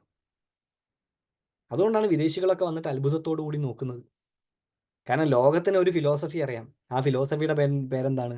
ഉള്ളവനും ഇല്ലാത്തവനും, haves and have nots. Marx പറഞ്ഞ ഫിലോസഫിയാണ് ഇത്. ലോകം മുഴുവൻ നമുക്ക് ചിന്തിച്ചാൽ അറിയാം, ഉള്ള ആളുമുണ്ട്, ഇല്ലാത്ത ആളുമുണ്ട്. പക്ഷെ ഉണ്ടായിട്ട് വേണ്ടാത്തവനെ ഭാരതത്തിൽ വന്നപ്പോൾ കണ്ട്. ഉണ്ട് പക്ഷെ വേണ്ട. ഇല്ലാത്തതുകൊണ്ടല്ല വേണ്ടാത്തത്, ഉണ്ടായിട്ട് വേണ്ടാത്തവർ. ബുദ്ധനെ പോലെ ഉണ്ടായിട്ട് വേണ്ടാത്തവർ, വർദ്ധമാന മഹാവീരനെ പോലെ ഉണ്ടായിട്ട് വേണ്ടാത്തവർ, ശങ്കരാചാര്യ സ്വാമികളെ പോലെ ഉണ്ടായിട്ട് അങ്ങനെ ഉള്ളത് എല്ലാം ഉണ്ട്, പക്ഷെ അതൊന്നും വേണ്ട. അപ്പം എന്താ? അതിലും വലിയൊരു പൊരുളിനെ തെരഞ്ഞു പോകുന്ന അതിമാർഗികൾ. ആ അതിമാർഗികളുടെ മാർഗത്തെ നമുക്ക് പിന്തുടരാൻ സാധ്യമല്ല, കാരണം നമ്മൾ ജീവിതക്രമം വ്യത്യസ്തമാണ്. അങ്ങനെ ഇരിക്കുമ്പോൾ ശിവൻ രണ്ടാമത്തെ മാർഗത്തെ പ്രകാശിപ്പിച്ചു. രണ്ടാമത്തെ മാർഗം ഏറ്റവും ഉയർന്ന മാർഗമാണ് കേട്ടോ. എത്രത്തോളം അതിമാർഗികളുടെ മാർഗം ഉയർന്നാണോ അത്രത്തോളം ഉയർന്ന മാർഗമാണ് രണ്ടാമത്തെ മാർഗം. അതിനെ മന്ത്രമാർഗം എന്നാണ് വിളിക്കുക. നമ്മളൊക്കെ എന്തിലാണ് പെടുന്നത്? മന്ത്രമാർഗത്തിലാണ് പെടുന്നത്. മന്ത്രമാർഗം വീണ്ടും പിരിഞ്ഞു. ഓരോരോ സാഹചര്യങ്ങൾക്കനുസരിച്ച് ആ സംവിധാനം പിരിഞ്ഞുകൊണ്ടേയിരിക്കുന്നു. അതിൽ തന്നെ രണ്ട് തരം ചിന്തകൾ. ദൈവം ഉണ്ട് ദൈവവും ഞാനും ഒന്നാണ് എന്ന് പറയുന്ന സിദ്ധാന്തമായ അദ്വൈതം, ഭൈരവമാർഗം. ദൈവമുണ്ട്, ഞാനും ഉണ്ട്, ഞാൻ ദൈവത്തിൻ്റെ എപ്പോഴും ഒരു താഴെയുള്ള ആളാണ് എന്ന് പറയുന്ന ഭേദമാർഗം. ഞാനും ഉണ്ട്, ദൈവമുണ്ട്, പക്ഷെ ഞാൻ ദൈവത്തിൽ നിന്ന് താഴ്ന്ന ആളാണ്. സ്രഷ്ടാവും ഉണ്ട്, സൃഷ്ടിയുണ്ട്. ലോകത്ത് മിക്കവാറും മതങ്ങളൊക്കെ ഈ മാർഗത്തെയാണ് പിന്തുടരുന്നത്. അബ്രഹാമിക മതങ്ങളിലേക്കൊക്കെ നോക്കിയാൽ നമുക്ക് മനസ്സിലാവും, ഈശ്വരനുണ്ട്, സൃഷ്ടിയുണ്ട്. സൃഷ്ടി ഒരിക്കലും എന്തിനു തുല്യമല്ല? സ്രഷ്ടാവിന് തുല്യം അല്ല. അതിൻ്റെ ഒരു അഡ്വാൻസ്മെന്റ് ഉണ്ട്. എന്താണ്? സാധനയിലൂടെ സ്രഷ്ടാവിനൊപ്പമാവാൻ പറ്റും. സ്രഷ്ടാവാൻ പറ്റൂല. സ്രഷ്ടാവിനൊപ്പം ശിവതുല്യോ ജായത്തെ, ശിവന് തുല്യമായി ഭവിക്കാൻ പറ്റും. ശിവനൊപ്പം, ശിവനോട് ഹായ് എന്ന് പറയാനുള്ള ബന്ധമുണ്ട്. അത്രയായി. കണ്ട ശിവനെ പോലെ ഇരിക്കും, പക്ഷെ ശിവനല്ലേ? അനാശ്രിതത്വമില്ല, ശിവനായില്ല. ശിവനെ പോലെ. ഏതുപോലെ? നമ്മൾ വൈകുണ്ഠത്തിലേക്ക് നോക്കുന്ന സമയത്ത് വിഷ്ണു പാർഷദന്മാരുണ്ട്. വിഷ്ണു പാർഷദന്മാരെ കണ്ടിട്ടില്ലേ? വിഷ്ണു പാർഷദന്മാരൊക്കെ വൈകുണ്ഠത്തിൽ പോയാൽ നമ്മൾ കൺഫ്യൂഷൻ ആയിപ്പോവും. ആ പോയ പോലെ ഞാൻ പറയുന്നതല്ലേ. വൈകുണ്ഠത്തിൽ പോയാൽ കൺഫ്യൂഷൻ. പോയ ആൾക്കാർ പറഞ്ഞു പറയാം. അപ്പോൾ പോയ ആൾക്കാർ പുരാണങ്ങളിലൊക്കെ പറഞ്ഞിട്ടുണ്ടല്ലോ. അവരെന്താ പറഞ്ഞത്? അവർ പറയാണ് വിഷ്ണു പാർഷദന്മാർ, എല്ലാവർക്കും മഞ്ഞ കുപ്പായം വിഷ്ണു ഇടുന്ന പോലെ, എല്ലാവർക്കും നീല കളറ്, എല്ലാവർക്കും 4 കൈ, അതിലൊക്കെ ശംഖും ചക്രവും ഗദയും പത്മവും സുദർശനം, അല്ലേ? സുദർശനചക്രം. പിന്നെയോ കിരീടം, എല്ലാ കാര്യങ്ങളും. കാണാൻ വിഷ്ണു തന്നെ, പക്ഷെ വിഷ്ണു ആണോ? അല്ല. വിഷ്ണു പാർഷദൻ. വിഷ്ണുവിന് തുല്യമാണ് ഏതാണ്ട്. വിഷ്ണു ആയിട്ടില്ല. ശിവലോകത്തുണ്ട് അങ്ങനെ. ശിവന് തുല്യം. കണ്ടാൽ ശിവനെ പോലെ ഇരിക്കും. നിങ്ങൾ ഓ മൈ ഗോഡ് 2 എന്ന് പറഞ്ഞ സിനിമ കണ്ടോ ആരെങ്കിലും? പറ്റിയാൽ കാണണം കേട്ടോ. നല്ല സിനിമ, ഗംഭീര സിനിമയാണ്. അക്ഷയ് കുമാർ അഭിനയിച്ച സിനിമയാണ്. ആ സിനിമേൻ്റെ അകത്ത് ഒരു കുട്ടി പ്രാർത്ഥിക്കുകയാണ്, ഭഗവാനെ ശിവ എന്നെ രക്ഷിക്കണേ. ഉജ്ജയിനിലാണ് കഥ നടക്കുന്നത്. ശിവനോട് കരഞ്ഞ് പ്രാർത്ഥിക്കുന്ന സമയത്ത് ഭഗവാന്റെ ഭൂതഗണത്തിൽ ഒരാളെ പറഞ്ഞേക്കുക. ആരെ? നന്ദിയെ പറഞ്ഞേക്കാം. നന്ദിയാണോ നന്ദി ഒരാളെ പറഞ്ഞേക്കുന്നതാണോ ഓർമ്മയില്ല കേട്ടോ. എന്തായാലും ആ വന്ന ആള് ശിവൻ തന്നെ. അക്ഷയകുമാറാണ് വരുന്നത്. അയാൾ ശിവൻ തന്നെ. അയാളെ പല സമയത്തും പിന്നെ കാണിക്കുന്നുണ്ട്. ആ കാണിക്കുന്ന സമയത്തൊക്കെ അദ്ദേഹം ശിവൻ തന്നെ. ഭസ്മത്തിൽ കുളിക്കുന്നു, തൃശൂലം പിടിക്കുന്നു, ഡമരു അടിക്കുന്നു. അദ്ദേഹം നടന്നു പോകുമ്പോഴൊക്കെ നന്ദി പുറകിൽ പോകുന്നതായിട്ട് കാണിക്കുന്നു. അദ്ദേഹം ഒരു ഡിവൈൻ ആണെന്ന് കാണിക്കാൻ വേണ്ടി ആ സിനിമയിൽ ഉപയോഗിച്ചിരിക്കുന്ന സങ്കേതം, അദ്ദേഹം എപ്പോഴെങ്കിലും പാസ് ചെയ്യുന്ന സമയത്ത് ഒരു കാള സൈഡിൽ കൂടെ നടന്നു പോകുന്നതായിട്ട് കാണിക്കും. എന്ന് വെച്ചാൽ നന്ദിയുടെ ഒരു ഇമേജ് നമുക്ക് തരാൻ വേണ്ടി. അത് വളരെ കറക്റ്റായിട്ടുള്ള ഒരു സൂക്ഷ്മമായി സ്ക്രിപ്റ്റിൽ ചെയ്തൊരു കാര്യമാണ്. എന്താണത്? ശിവന് തുല്യാണ്. ആര്? ശിവന്റെ ഭൂതഗണങ്ങൾ. പക്ഷെ ശിവനല്ല. അതാണ് ഭേദാഭേദം. പിന്നെയോ ഭൈരവ ദർശനം. എന്താ ഭൈരവ ദർശനം? ഞാനും ഭഗവാനും ഒരാൾ തന്നെ. ഞാൻ തന്നെ ഭഗവാൻ, ഞാൻ തന്നെ ഭൈരവൻ. ഭൈരവോഹം ശിവോഹം എന്ന് പറയുന്ന അവസ്ഥ. ഈ ഭൈരവ ദർശനങ്ങളിൽ വരുന്ന ഒരു കൃതിയാണ് യോഗിനി ഹൃദയം. ഈ ഭൈരവാഗമങ്ങൾ വീണ്ടും പിരിയുന്നുണ്ട്. ആ പിരിച്ചിലിനെ നമുക്ക് 3ആയിട്ട് അടയാളപ്പെടുത്താം. ഒന്ന് സ്വച്ഛന്ത ഭൈരവന്റെ ഒരു ക്രമം. സ്വച്ഛന്ത ഭൈരവൻ എന്ന് പറയുന്ന ഒരു ക്രമം. അതിനെക്കുറിച്ച് നിങ്ങൾ അധികം ചിന്തിക്കേണ്ട. മന്ത്രപീഠം എന്ന് അതിന് പറയാം. രണ്ടാമത്തെ പീഠത്തിന് പിന്നെ അമൃതേശ്വര പീഠം എന്ന് പറയാം. അമൃതേശ്വര ഭൈരവൻ ചിലപ്പോൾ നിങ്ങൾ കണ്ടിട്ടുണ്ടാവും. നമുക്ക് അമൃതേശ്വര ഭൈരവനായി പരിചയമുണ്ടെങ്കിലും നമ്മൾ ആരെങ്കിലും വയ്യാതൊക്കെയാവുന്ന സമയത്ത് അമ്പലത്തിൽ പോയിട്ട് ഒരു പുഷ്പാഞ്ജലി കഴിപ്പിക്കാറുണ്ട്, അല്ലെങ്കിൽ ഒരു വഴിപാട് കഴിപ്പിക്കാറുണ്ട്. അതിൻ്റെ പേര് മൃത്യുഞ്ജയം എന്നാണ്. ആ മൃത്യുഞ്ജയത്തിൽ ഉപയോഗിക്കുന്ന മന്ത്രം, ബീജമന്ത്രം അമൃതേശ്വര ഭൈരവന്റെ ബീജമന്ത്രം, ജും എന്ന് പറയുന്ന ബീജമന്ത്രം. ആ ജും എന്ന് പറയുന്ന അമൃതത്തെ ഉണ്ടാക്കുന്ന ബീജമന്ത്രം. 4 കൈകളിൽ അമൃത കുംഭവുമായി മടിയിൽ അമൃതലക്ഷ്മി ഇരിക്കുന്ന ആ മഹാശക്തി വിശേഷത്തെയാണ് അമൃതേശ്വര പീഠത്തിന്റെ അധിപനായിട്ടുള്ള അമൃതേശ്വര ഭൈരവൻ എന്ന് വിളിക്കുന്നത്. ആ അമൃതേശ്വര ഭൈരവന്റെ ഒരു പീഠം. പിന്നെയുള്ള ഒരു പീഠമാണ് വിദ്യാപീഠം. വിദ്യാപീഠം മറ്റ് 2 പീഠങ്ങളിൽ നിന്ന് ഏറ്റവും പ്രധാനമായി എങ്ങനെ വ്യത്യാസമായി നിൽക്കുന്നു എന്ന് ചോദിച്ചാൽ, വിദ്യാപീഠത്തിലാണ് നമ്മൾ ആദ്യമായി യോഗിനികളെ കാണുന്നത്. യോഗിനികളുടെ സാന്നിധ്യം വിദ്യാപീഠത്തിന്റെ ഏറ്റവും വലിയ പ്രത്യേകതയാണ്. അതുകൊണ്ട് വിദ്യാപീഠത്തിന്റെ താഴേക്ക് എന്തെല്ലാം തന്ത്രങ്ങൾ വന്നിട്ടുണ്ടോ അവിടെയൊക്കെ ആരുണ്ട്? യോഗിനികളുണ്ട്. വിദ്യാപീഠം വീണ്ടും പിരിയുന്നു. വിദ്യാപീഠം ശക്തിതന്ത്രമായും കാളിതന്ത്രമായും വാമതന്ത്രമായും പിരിയുന്നു. അതിൽ ശക്തിതന്ത്രം വീണ്ടും പിരിയുന്നു. അപ്പൊ ഇവിടെയൊക്കെ എന്തുണ്ട്? യോഗിനികളുണ്ട്. ഈ മൂന്നിലും എന്ത് വേണം? യോഗിനികളുണ്ട്. ഇപ്പൊ വാമതന്ത്രത്തിൽ ഏറ്റവും പ്രധാനപ്പെട്ട ഉദാഹരണം പറയാം. വാമതന്ത്രത്തിൽ ഏറ്റവും പ്രധാനപ്പെട്ട ഒരു ടെക്സ്റ്റാണ് വീണാശിഖാതന്ത്രം. വീണാശിഖാതന്ത്രത്തിലെ ഏറ്റവും പ്രധാനപ്പെട്ട മൂർത്തിയാണ് വീണ കയ്യിൽ പിടിച്ചിരിക്കുന്ന തുമ്പുരു ഭൈരവൻ. തമ്പുരു എന്ന് പറയില്ല, തുമ്പുരു ഭൈരവൻ. തുമ്പുരു ഭൈരവന് ചുറ്റും 4 ആൾക്കാരുണ്ട്. തുമ്പുരു ഭൈരവന്റെ സഹോദരിമാരാ ജയ, വിജയ, അജിത, അപരാജിത. പിന്നെയോ, പിന്നെ തുമ്പുരു ഭൈരവന് ചുറ്റും യോഗിനികളുടെ ഒരു വലിയ വലയുണ്ട്. കാളികയെ നോക്കുന്ന സമയത്ത് കാളിക്ക് ചുറ്റും യോഗിനികളുടെ ഒരു വലിയ വലയുണ്ട്. വലിയൊരു വലയം. ആ യോഗിനികളുടെ ഒത്ത വലയത്തിന്റെ ഒത്ത നടുക്കാണ് ആരിയിരിക്കുന്നത്? കാളിക ഇരിക്കുന്നത്. ഇനി അത് ശക്തിതന്ത്രത്തിലേക്ക് വരുമ്പോൾ ശക്തിതന്ത്രം വീണ്ടും പിരിയുന്നു. ശക്തിതന്ത്രം വീണ്ടും പിരിയുന്ന സമയത്ത് അത് കുലമെന്നും തൃക്കമെന്നും പിരിയുന്നുണ്ട്. കൗളതൃക്കം.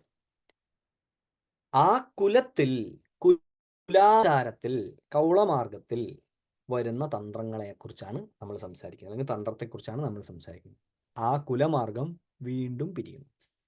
ആ കുലമാർഗം 4 ഭാഗമായി പിരിയുന്നു. ഒന്ന് വടക്കോട്ട് പോയ മാർഗം, ഒന്ന് കിഴക്കോട്ട് പോയ മാർഗം, ഒന്ന് പടിഞ്ഞാറ്റ് പോയ മാർഗം, ഒന്ന് തെക്കോട്ട് പോയ മാർഗം. അതുകൊണ്ട് ഉത്തരാംനായത്തിൽ നമ്മൾ നോക്കുന്ന സമയത്ത് അവിടെ ഏറ്റവും പ്രധാനപ്പെട്ട ദേവതയായിട്ട് നമ്മൾ കാളിയെ കാണുന്നു. കാലസംഘർഷിണി എന്ന പേരിൽ കാളിയെ കാണുന്നു. നമുക്ക് അപരിചിതരൊന്നല്ല കാലസംഘർഷിണി. ഞങ്ങളിപ്പോൾ ഈയിടെ കേരളത്തിൽ ഉടനീളം 13 ശാക്തേയ കാലസംഘർഷിണിയുടെ കാവുകളിലൂടെ സഞ്ചരിച്ചു. ലോകത്തിലെ ഏറ്റവും അതിപ്രസിദ്ധനായിട്ടുള്ള സ്കോളർ ഡോക്ടർ മാർക്ക് ഡിച്ച്കോവ്സ്കി നമ്മുടെ കൂടെ ഉണ്ടായിരുന്നു. ചിലപ്പോൾ നിങ്ങളൊക്കെ വായിച്ചിട്ടുണ്ടാവും. ഇല്ലെങ്കിൽ ഇപ്പോൾ നിങ്ങൾക്ക് ഇത് കഴിയുമ്പോൾ അയച്ചു തരാൻ പറയാം ഗ്രൂപ്പിൽ. നമ്മുടെ കൂടെ എല്ലാവരും വായിച്ചിട്ടുണ്ടാവും. കുറേ ആൾക്കാർ അദ്ദേഹത്തെ കണ്ടു. പല വഴിക്കും കാണാനും നമ്മളെ കൂടെയൊക്കെ വരാനൊക്കെ പറ്റി, എല്ലാത്തവർക്കും വേണ്ടി. അപ്പോൾ കാലസംഘർഷിണിയാണ് ഈ 13 കാവുകളിൽ നമ്മൾ ആരാധിക്കുന്നത്. ഏത് കാലസംഘർഷിണി? ഉത്തരാംനായത്തിലെ കാലസംഘർഷിണി. അപ്പോൾ നമുക്ക് അപരിചിതമല്ല. നമ്മൾ നോക്കിക്കഴിഞ്ഞാൽ നമ്മുടെ വീട്ടിൻ്റെ അടുത്തുണ്ടാവും. തിരുമാന്താംകുന്ന് നമ്മുടെ വീട്ടിൻ്റെ അടുത്തായിരിക്കും. വളയനാട് കാവ് നമ്മുടെ വീട്ടിൻ്റെ അടുത്തായിരിക്കും. പിഷാരിക്കാവ് നമ്മുടെ വീട്ടിൻ്റെ അടുത്തായിരിക്കും.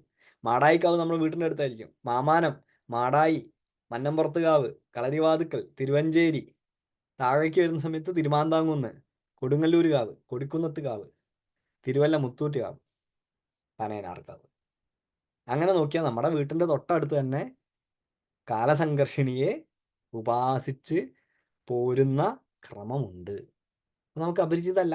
നമുക്ക് പരിചയം. നമ്മളിപ്പോൾ അവിടെ പോയിട്ട് ഒരിക്കലും ഞങ്ങൾ മാമാനത്ത് കാവിൽ ഒരു കാര്യത്തിന് വേണ്ടി പോയ സമയത്ത് ഇവിടെ ഏതാ ദേവത എന്നുള്ള ചർച്ചയൊക്കെ വന്ന സമയത്ത് എന്നാ ദേവതയാണെന്ന് ഏതാണ്ട് ഒരു തീരുമാനമായി. അപ്പോൾ ഒരു ചോദ്യമാണ്, അവിടെ ഒരു ജ്യോത്സ്യൻ ചോദിച്ച ചോദ്യമാണ്, നാട്ടുകാർക്ക് അറിയോ ഇത് ഇന്ന ദേവതയാണ് ഇവിടെ ഉള്ളതെന്ന്? അങ്ങനെ നമുക്ക് ആരെങ്കിലും അറിയോ? നമുക്ക് അങ്ങനെ അറിയില്ല. നമ്മൾ മാമാനത്തമ്മേ എന്ന് പോയിട്ട് വിളിക്കുക, തിരുമാന്താംകുന്ന് അമ്മേ എന്നാ വിളിക്കുക, അല്ലേ? ഇപ്പോൾ ഗുരുവായൂർ അമ്പലത്തിൽ പോയിട്ട് നമ്മൾ എന്താ വിളിക്കുന്നത്? ഗുരുവായൂരപ്പ എന്നാ വിളിക്കുന്നത്. ഗുരുവായൂർ അമ്പലം എപ്പോഴും നമ്മളെ വിചാരം ശ്രീകൃഷ്ണ ക്ഷേത്രമാണെന്നാ? ആണോ? അല്ല. ആണോ? ഗുരുവായൂർ അമ്പലം ശ്രീകൃഷ്ണ ക്ഷേത്രമല്ല. ഗുരുവായൂർ അമ്പലം പിന്നെ ആരുടെ ക്ഷേത്രം? ഗുരുവായൂർ അമ്പലം വിഷ്ണുവിൻ്റെ ക്ഷേത്രമാണ്. വിഷ്ണു ക്ഷേത്രമാണ്, അല്ലേ? ഗുരുവായൂരപ്പൻ, കൃഷ്ണനായിരിക്കുന്ന ഗുരുവായൂരപ്പൻ തന്നെ ഉപാസിച്ച, ദ്വാപര യുഗത്തിൽ ഉപാസിച്ച പാതാളാഞ്ജന ശിലയിൽ ഉണ്ടായിരുന്ന വിഷ്ണു വിഗ്രഹത്തെ ദ്വാരക മുങ്ങിപ്പോയ സമയത്ത് ഗുരുവും വായുവും ചേർന്ന് പ്രതിഷ്ഠിച്ചു എന്നാണല്ലോ കഥ. അപ്പൊ എങ്ങനെയാ അത് കൃഷ്ണക്ഷേത്രമാവുക? അത് വിഷ്ണു ക്ഷേത്രമാണ്. പക്ഷെ അവിടെ പ്രാമുഖ്യം കൃഷ്ണനായതുകൊണ്ടും നമ്മളിപ്പം പറയാം ഗുരുവായൂരിലാരാ? ഗുരുവായൂർ ശ്രീകൃഷ്ണൻ എന്ന് പറയും. പക്ഷെ നമ്മൾ ശ്രീകൃഷ്ണനാന്നല്ല വിളിക്കുക, ഗുരുവായൂരപ്പ എന്നാണ് വിളിക്കുക. ഗുരുവായൂരപ്പൻ എന്നുള്ളതാണ് അയാളുടെ അസ്തിത്വം. അപ്പം നമ്മൾ പല പേരുകളിൽ വിളിക്കുന്നു എന്നുള്ളത് മാത്രമേ ഉള്ളൂ. ഈ പറഞ്ഞ ദേവതകളൊന്നും നമുക്ക് അന്യമല്ല. നമ്മുടെ ജീവിതത്തിൽ നമ്മൾ ഇടപെട്ട് പോരുന്ന ആളുകളാണ്. ഞാൻ ആരെയോ കുറിച്ച് പറയാമെന്ന് നിങ്ങൾ ചിന്തിക്കരുത് എന്നുള്ളതുകൊണ്ടാണ് ഞാൻ പറയുന്നത്. നമുക്കറിയാത്ത നോർത്ത് ഇന്ത്യയിൽ എങ്ങാനുള്ള ഏതോ ദേവതേനെ കുറിച്ചാണ് ഈ പറയുന്നതെന്ന് വിചാരിക്കരുത്. നമ്മുടെ ഇടയിൽ, നമ്മുടെ കൂട്ടത്തിലുള്ള ആളുകളെ കുറിച്ചാണ് ഈ പറയുന്നത്. അത് ഉത്തരാംനായത്തിലെ കാലസംഘർഷിണി. കാലേശ്വരനും കാലേശ്വരിയായിട്ടാണ് അവിടെ പരാശക്തി വിളയാടുന്നത്, ആ സമ്പ്രദായം. പിന്നെയോ പൂർവാംനായാണ് ഞങ്ങളൊക്കെ പിന്തുടരുന്ന ആംനായം. കുലേശ്വരി, കുലേശ്വരൻ വിധാനം എന്ന് പറയും. അതിൻ്റെ നടുക്കിരിക്കുന്നത് ദേവി കുലേശ്വരി ആയിട്ടാണ്. ദേവിയുടെ കൂടെ ആരുണ്ട്? കുലേശ്വരനായിട്ട് ശിവനുണ്ട്. കുലത്തിൻ്റെ ഈശ്വരിയായിരിക്കുന്നവളാണ് കുലേശ്വരി. ആ കുലം എന്താണ്? യോഗിനി കുലമാണ്. യോഗിനികളാൽ ഉണ്ടാക്കപ്പെട്ടിട്ടുള്ള കുലത്തിനെയാണ് യോഗിനി കുലം എന്ന് പറയുന്നത്. അപ്പോൾ ആ യോഗിനി കുലം എന്താണ്? അഷ്ടയോഗിനികളാണ്. ആ അഷ്ടയോഗിനികൾ എന്താണ്?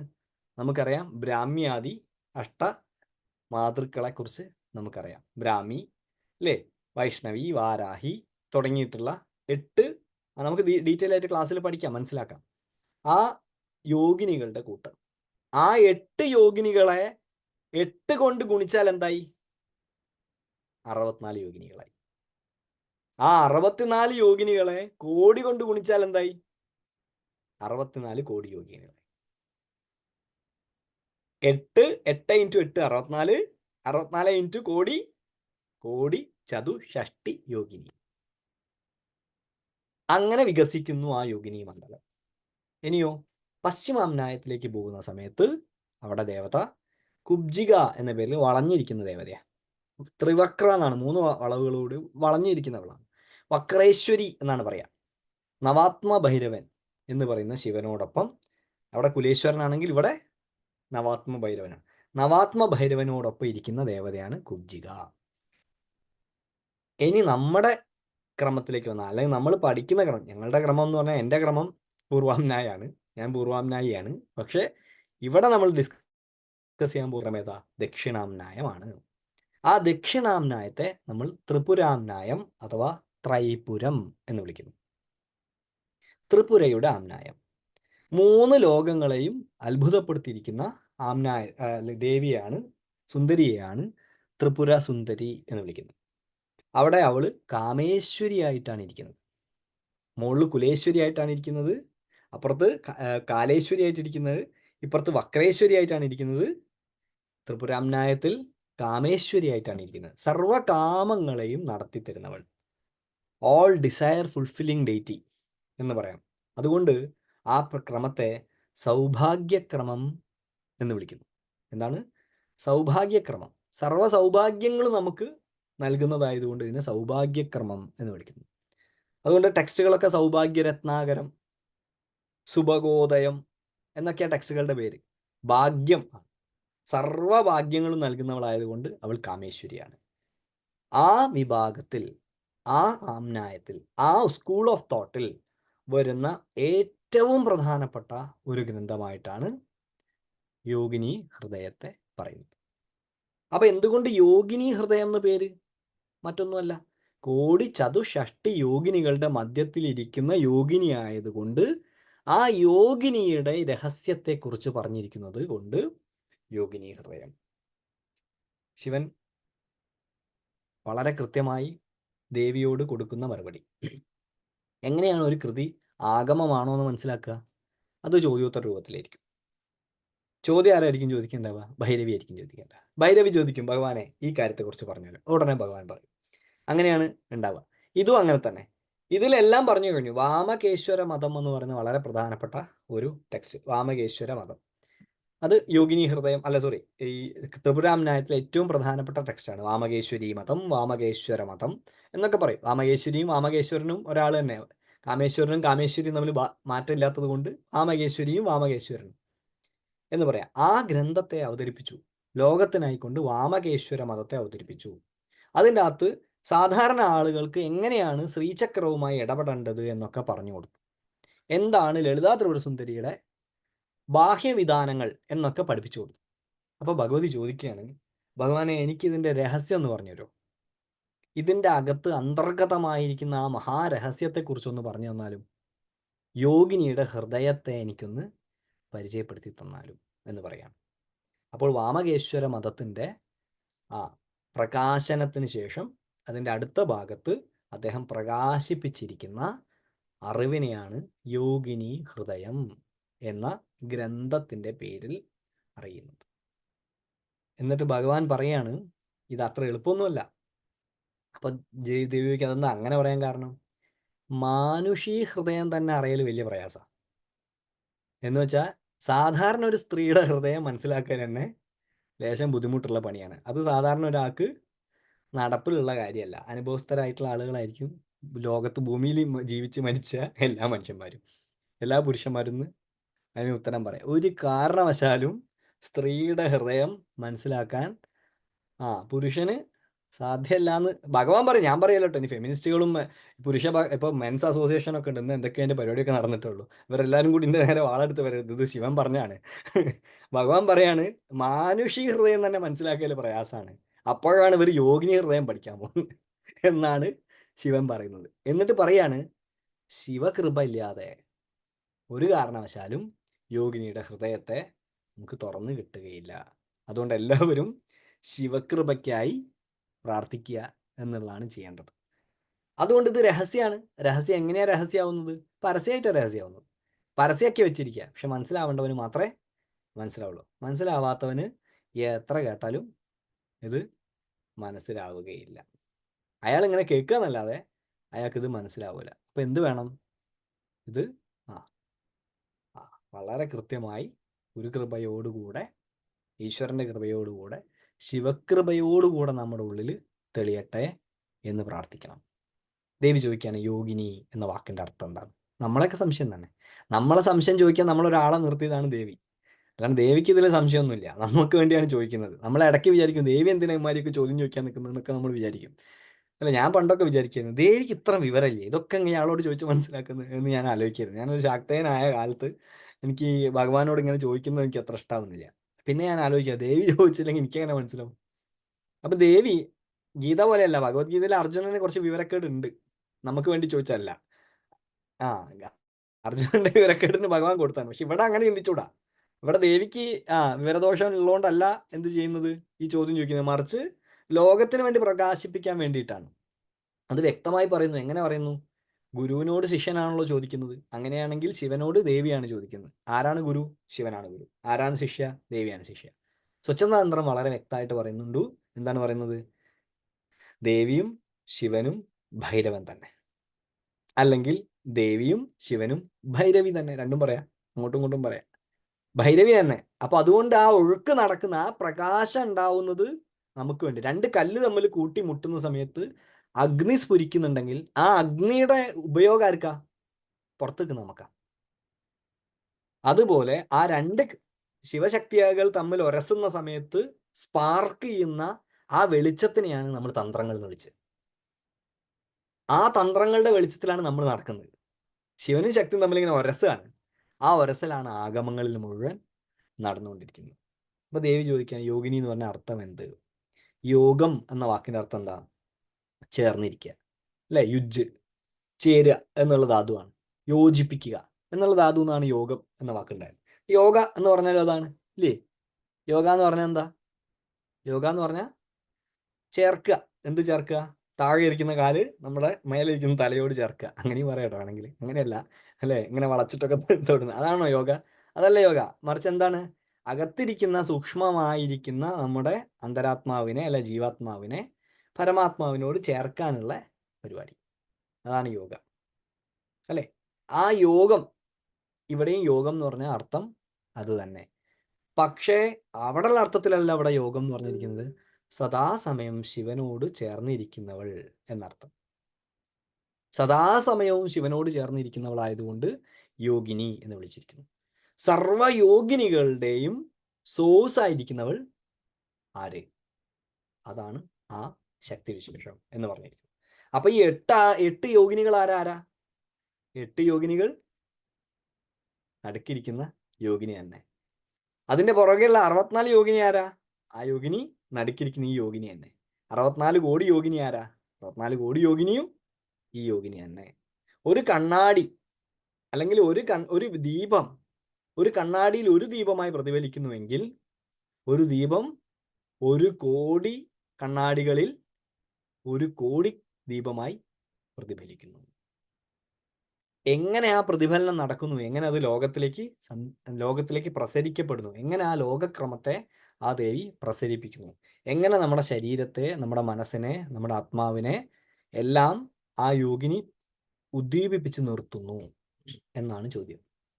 ആ ചോദ്യത്തിന് അദ്ദേഹം ഹൃദയം, അതിൻ്റെ ഹൃദയത്തെ അറിയാൻ വേണ്ടിക്കൊണ്ട് പറഞ്ഞ കാര്യങ്ങൾ മനസ്സിലാക്കുകയാണ്.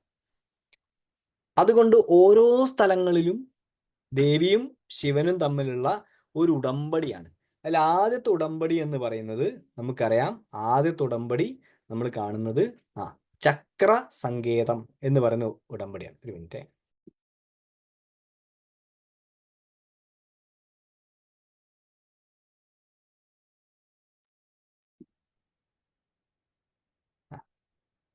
ആദ്യത്തെ ഉടമ്പടി ചക്രസങ്കേതം എന്ന് പറയുന്ന സങ്കേതത്തിലാണ്. യോഗിനി ഹൃദയത്തിന് പ്രധാനമായിട്ട് 3 അധ്യായങ്ങളാണുള്ളത്. ചക്രസങ്കേതം, മന്ത്രസങ്കേതം, പൂജാസങ്കേതം. ചക്രത്തിൽ എങ്ങനെ ശിവശക്തികൾ മേളിച്ചിരിക്കുന്നു, അതെങ്ങനെ ശരീരത്തിലൂടെ പ്രവർത്തിക്കുന്നു എന്നുള്ളതാണ്. അതുകൊണ്ട് ആദ്യത്തെ ചാപ്റ്ററിന്റെ വിഷയം ശ്രീചക്രം തന്നെയാണ്. എന്താണ് ശ്രീചക്രത്തിന്റെ രഹസ്യം? എങ്ങനെയാണ് ശ്രീചക്രം ശരീരത്തിൽ ഇരിക്കുന്നത്? എങ്ങനെയാണ് ശ്രീചക്രം ബിന്ദുവിൽ നിന്ന് വികസിച്ച് ആ വലിയ രൂപത്തിലേക്ക് വരുന്നത്? അത് ശരീരത്തിൽ എങ്ങനെയാണ് ആ വികസനം സംഭവിക്കുന്നത്? ശരീരത്തിൽ എവിടെയൊക്കെയാണ് ആ സ്ഥാനങ്ങളുള്ളത്? അങ്ങനെ ബാഹ്യമായി ശ്രീചക്രത്തെ പറഞ്ഞു കഴിഞ്ഞ ഉടനെ അത് നേരെ ആന്തരികമായി പ്രാണനിലേക്ക് പ്രവേശിക്കും. പ്രാണന്റെ ആരോഹണ അവരോഹണങ്ങളിൽ, നാദത്തിന്റെ ആരോഹണ അവരോഹണങ്ങളിൽ എങ്ങനെയാണ് പരയായിരിക്കുന്ന, ഏറ്റവും സൂക്ഷ്മമായിരിക്കുന്ന ആ ശക്തിവിശേഷം നമ്മളായി ഭവിക്കുന്നത്? എങ്ങനെയാണ് ആ കുണ്ടലിനി ശക്തിവിശേഷം ശരീരത്തിലൂടെ സഞ്ചരിക്കുന്നത്? എങ്ങനെ അതിനെ മുകളിലേക്ക് ഉയർത്തിക്കൊണ്ടുവരാം എന്ന് വളരെ സിസ്റ്റമാറ്റിക് ആയിട്ട് ആദ്യത്തെ അധ്യായത്തിൽ പറയുന്നു. എന്ന് വെച്ചാൽ ചക്രസങ്കേതം. സങ്കേതം എന്ന് പറഞ്ഞാൽ എന്താ? സമ്മേളിക്കുന്ന ഇടാണ്. രഹസ്യമായിട്ട് ആളുകൾ കണ്ടുമുട്ടുന്ന ഇടത്തിനെയാണ് സങ്കേതം എന്ന് പറയാം. കൊള്ള സങ്കേതം എന്നൊക്കെ കേട്ടില്ലേ അല്ലേ? ഇപ്പൊ ഇല്ലാതെയായി പോയി അല്ലേ? ജോസ് പ്രകാശിന്റെ സിനിമ പോയതിന് ശേഷം കൊള്ള സങ്കേതം ആരും കാണുന്നില്ല ഇപ്പോൾ. അപ്പോൾ കൊള്ള സങ്കേതം എന്ന് പറഞ്ഞാൽ എന്താ? രഹസ്യമായിട്ട് ആളുകൾ മേളിക്കുന്ന ഇടാണ്. കൊള്ള സങ്കേതം റോട്ടുമ്പിലല്ല ഉണ്ടാവുക, അതിരഹസ്യമായ ഹൃദയസ്ഥാനത്താണ് ഉണ്ടാവുക. വളരെ രഹസ്യമായിട്ടാണ് സംഭവം. അങ്ങനെ രഹസ്യമായി എങ്ങനെ ഈ സങ്കേതം സംഭവിക്കുന്നു എന്ന് ആദ്യത്തെ അധ്യായത്തിൽ പറയുന്നു. രണ്ടാമത്തെ അധ്യായത്തിൽ മന്ത്രസങ്കേതം എന്ന അതിസൂക്ഷ്മമായ ഈ രഹസ്യവിദ്യയിൽ ഏറ്റവും രഹസ്യവിദ്യ എന്നറിയപ്പെടുന്ന മൂലമന്ത്രത്തിന്റെ രഹസ്യത്തെക്കുറിച്ച് സംസാരിക്കുന്നു. അപ്പോൾ ആദ്യത്തെ ചാപ്റ്ററിന് ഒരുപാട് 86 ശ്ലോകങ്ങളോളം ഉണ്ട്. 85-86 ശ്ലോകങ്ങൾ. രണ്ടാമത്തെ ചാപ്റ്ററിലും ഏതാണ്ട് അത്ര തന്നെ ശ്ലോകങ്ങളുണ്ട്. മൂന്നാമത്തെ ചാപ്റ്ററിൽ 200 ചില്ലാൻ ശ്ലോകങ്ങളാണ്. അങ്ങനെ വെച്ചാൽ ഒരു ബൃഹത്തായിട്ടുള്ള ഒരു ടെക്സ്റ്റാണ് യോഗിനി ഹൃദയം. അതീവ രഹസ്യങ്ങളായിട്ടുള്ള പദ്ധതികളിലൂടെ നമ്മളെ ചിന്തയെ, നമ്മുടെ മനസ്സിനെ കൂട്ടിക്കൊണ്ടുപോകുന്ന ഒരു സംവിധാനമായിട്ടാണ് ഈ ടെക്സ്റ്റിനെ ഭഗവാൻ ചിട്ടപ്പെടുത്തിയിരിക്കുന്നത്. അപ്പോൾ അങ്ങനെ നോക്കുമ്പോൾ രണ്ടാമത്തെ ഭാഗം മന്ത്രസങ്കേതമാണ്. ശ്രീവിദ്യാ മന്ത്രം എന്ന് പറയപ്പെടുന്ന ആദിയായും കാദിയായും ഒക്കെ നിലനിൽക്കുന്ന, അതിപ്പോൾ മനസ്സിലാവാത്തൊരു ഇപ്പം മനസ്സിലാക്കണ്ട, പിന്നെ നമുക്ക് പോകെ മനസ്സിലാക്കിയെടുക്കാം. നിലനിൽക്കുന്ന ആ രഹസ്യമന്ത്രത്തിൻ്റെ പലതരം അർത്ഥങ്ങളിലൂടെ സഞ്ചരിക്കുകയാണ്. അതെങ്ങനെ നമ്മുടെ ജീവിതത്തിൽ നമുക്ക് അനുകൂലമായിട്ടുള്ള കാര്യങ്ങളിലേക്ക് കൊണ്ടുവരുന്നു എന്നൊക്കെയുള്ള രീതിയാണ്. മൂന്നാമത്തത് പൂജാസങ്കേതം. പൂജാസങ്കേതം നിങ്ങൾ എത്ര പേര് ചെയ്യുന്നവരുണ്ടെന്ന് എനിക്കറിയില്ല. ചിലപ്പോൾ ശ്രീചക്ര പൂജ ചെയ്യുന്നവരുണ്ടാവാം, ശ്രീചക്ര വിധിയുമായിട്ട് ബന്ധപ്പെട്ടിരിക്കുന്നവരുണ്ടാവാം. അവരെ സംബന്ധിച്ച് ആ ശ്രീചക്ര പൂജയുടെ, ബാഹ്യപൂജയുടെ അതീവ രഹസ്യമായിട്ടുള്ള ഒരു ആവിഷ്കരണമാണ് പൂജാസങ്കേതത്തിൽ കാണുന്നത്. എന്താണ് അതിൻ്റെ യഥാർത്ഥ അർത്ഥം എന്ന് മനസ്സിലാക്കുന്നതാണ്. അല്ല, സാധാരണയായിട്ട് ഒരാൾ, ഇതൊന്നും ചെയ്യാത്ത ഒരാളെ സംബന്ധിച്ച് ഏത് പൂജയും നടക്കുന്നത് ആന്തരികമായിട്ട്, ഉള്ളിലാണ് നടക്കുന്നത്. പുറത്ത് പൂജ ചെയ്യുന്ന എന്തിനാ? അകത്ത് മാറ്റം ഉണ്ടാവാൻ. അകത്ത് മാറ്റം ഉണ്ടാവണം എന്ത് ചെയ്യണം? അകത്ത് മാറ്റം ഉണ്ടാവണമെങ്കിൽ പുറത്ത് ചെയ്യുന്നത് ആത്മാർത്ഥമായിട്ട് ചെയ്യണം. നമ്മൾ പറയും ഹിമാലയത്തിലേക്ക് പോകുന്നത് എന്തിനാ? ഹിമാലയത്തിലേക്ക് പോകുന്നത് അകത്ത ഹിമാലയം കയറാനാണ്. അതുകൊണ്ടാണ് ഒറ്റയ്ക്ക് പോകണം എന്ന് പറയുന്നത്. കുറേ ആൾക്കാരായിട്ട് പോയാൽ നമ്മൾ ഹിമാലയം അല്ല കയറുന്നത്, നമ്മൾ ട്രിപ്പാണ് പോകുന്നത്. നമ്മൾ വർത്താനമൊക്കെ പറഞ്ഞ് ഹിമാലയം ഒന്നും കാണൂല. പോയി വന്നിട്ടായിരിക്കും ചോദിക്കുക, അല്ല അത് കണ്ടോ? ഏത് കണ്ടോന്ന്? അങ്ങനെ കണ്ടോ അവിടെ എന്ന് ചോദിക്കും. ഒറ്റയ്ക്ക് പോയാലോ? ഒറ്റയ്ക്ക് പോയാൽ അകമേക്കുള്ള യാത്രയാണ്. ഒറ്റയ്ക്ക് പോകുന്ന യാത്രകളിലൊക്കെ നമുക്ക് മനസ്സിലാവും, പുറത്തേക്കല്ല യാത്ര, അകത്തേക്കാണ് യാത്ര. അകത്തേക്ക് യാത്ര ചെയ്യാനാണ് പുറത്ത് ചെയ്ത് പഠിക്കുന്നത്. അതുകൊണ്ട് എല്ലാ പൂജാ സങ്കേതങ്ങളും എന്താ ചെയ്യുന്നത്? അകമേക്ക് സഞ്ചരിക്കാൻ വേണ്ടി പുറമേക്ക് പോവാണ്. അതുകൊണ്ട് പൂജാ സങ്കേതത്തിൽ അകമേക്കുള്ള യാത്രയെ കുറിച്ച് പറയുന്നു. ഈ 3 സങ്കേതങ്ങളിലും ശിവപെരുമാൾ ഉപയോഗിക്കുന്ന ഏറ്റവും ശക്തമായ ടൂൾ, ഉപകരണം എന്ന് പറയുന്നത് നമ്മുടെ ഭാവനയാണ്. നമ്മുടെ ഭാവനയെ, വിഷ്വലൈസേഷനെ, ക്രിയേറ്റീവ് വിഷ്വലൈസേഷൻ, ക്രിയാത്മകമായ ഭാവനാശക്തിയെ ഉണർത്തിക്കൊണ്ട് എങ്ങനെയാണ് ഈശ്വരീയതയെ പുൽകുന്നത് എന്ന് പറഞ്ഞു തരുന്ന ഏറ്റവും അതിപ്രധാനമായിട്ടുള്ള ഒരു ഗ്രന്ഥമായിട്ടാണ് യോഗിനി ഹൃദയത്തെ കാണുന്നത്. അതുകൊണ്ട് നമ്മൾ അതിനെ ആഴത്തിലേക്ക് നോക്കുന്ന സമയത്ത് അതിൻ്റെ ഏറ്റവും അകമേ ഇരിക്കുന്ന കാമ്പ് എന്ന് പറയുന്നത് മറ്റൊന്നുമല്ല, ഭാവനാഗമ്യ. ഭാവന കൊണ്ട് മാത്രം, അങ്ങനെ പറയുന്നത്, ഭാവന കൊണ്ട് മാത്രം നമുക്ക് സ്വീകരിക്കാൻ പറ്റുന്ന, അല്ലെങ്കിൽ ആക്സസിബിൾ ആയ, സമീപിക്കാൻ പറ്റുന്ന ആ മഹാശക്തി വിശേഷത്തെക്കുറിച്ച് ആണ് പറയുന്നത്. ആ മഹാശക്തി വിശേഷത്തെക്കുറിച്ചാണ് യോഗിനി ഹൃദയം പറയുന്നത്.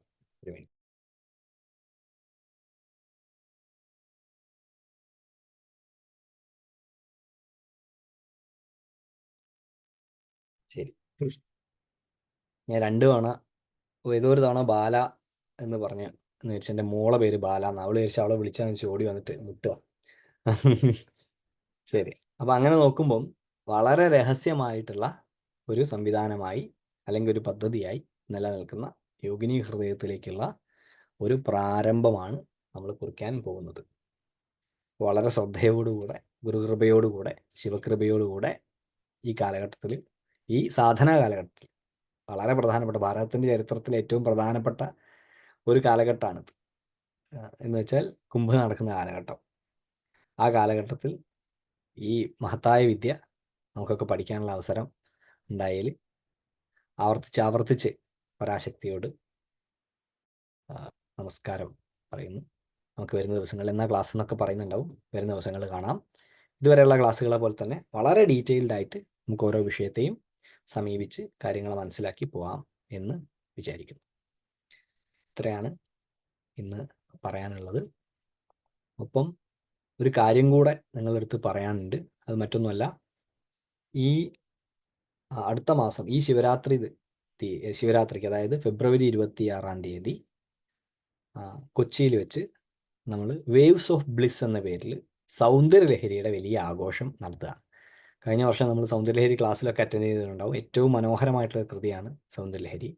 സൗന്ദര്യലഹരിയെ ആസ്പദമാക്കിയിട്ടുള്ള ഒരു വലിയ പരിപാടി ഈ ശിവരാത്രിക്ക് ഗോകുലം കൺവെൻഷൻ സെൻറ്ററിൽ വെച്ച് നടക്കുകയാണ്.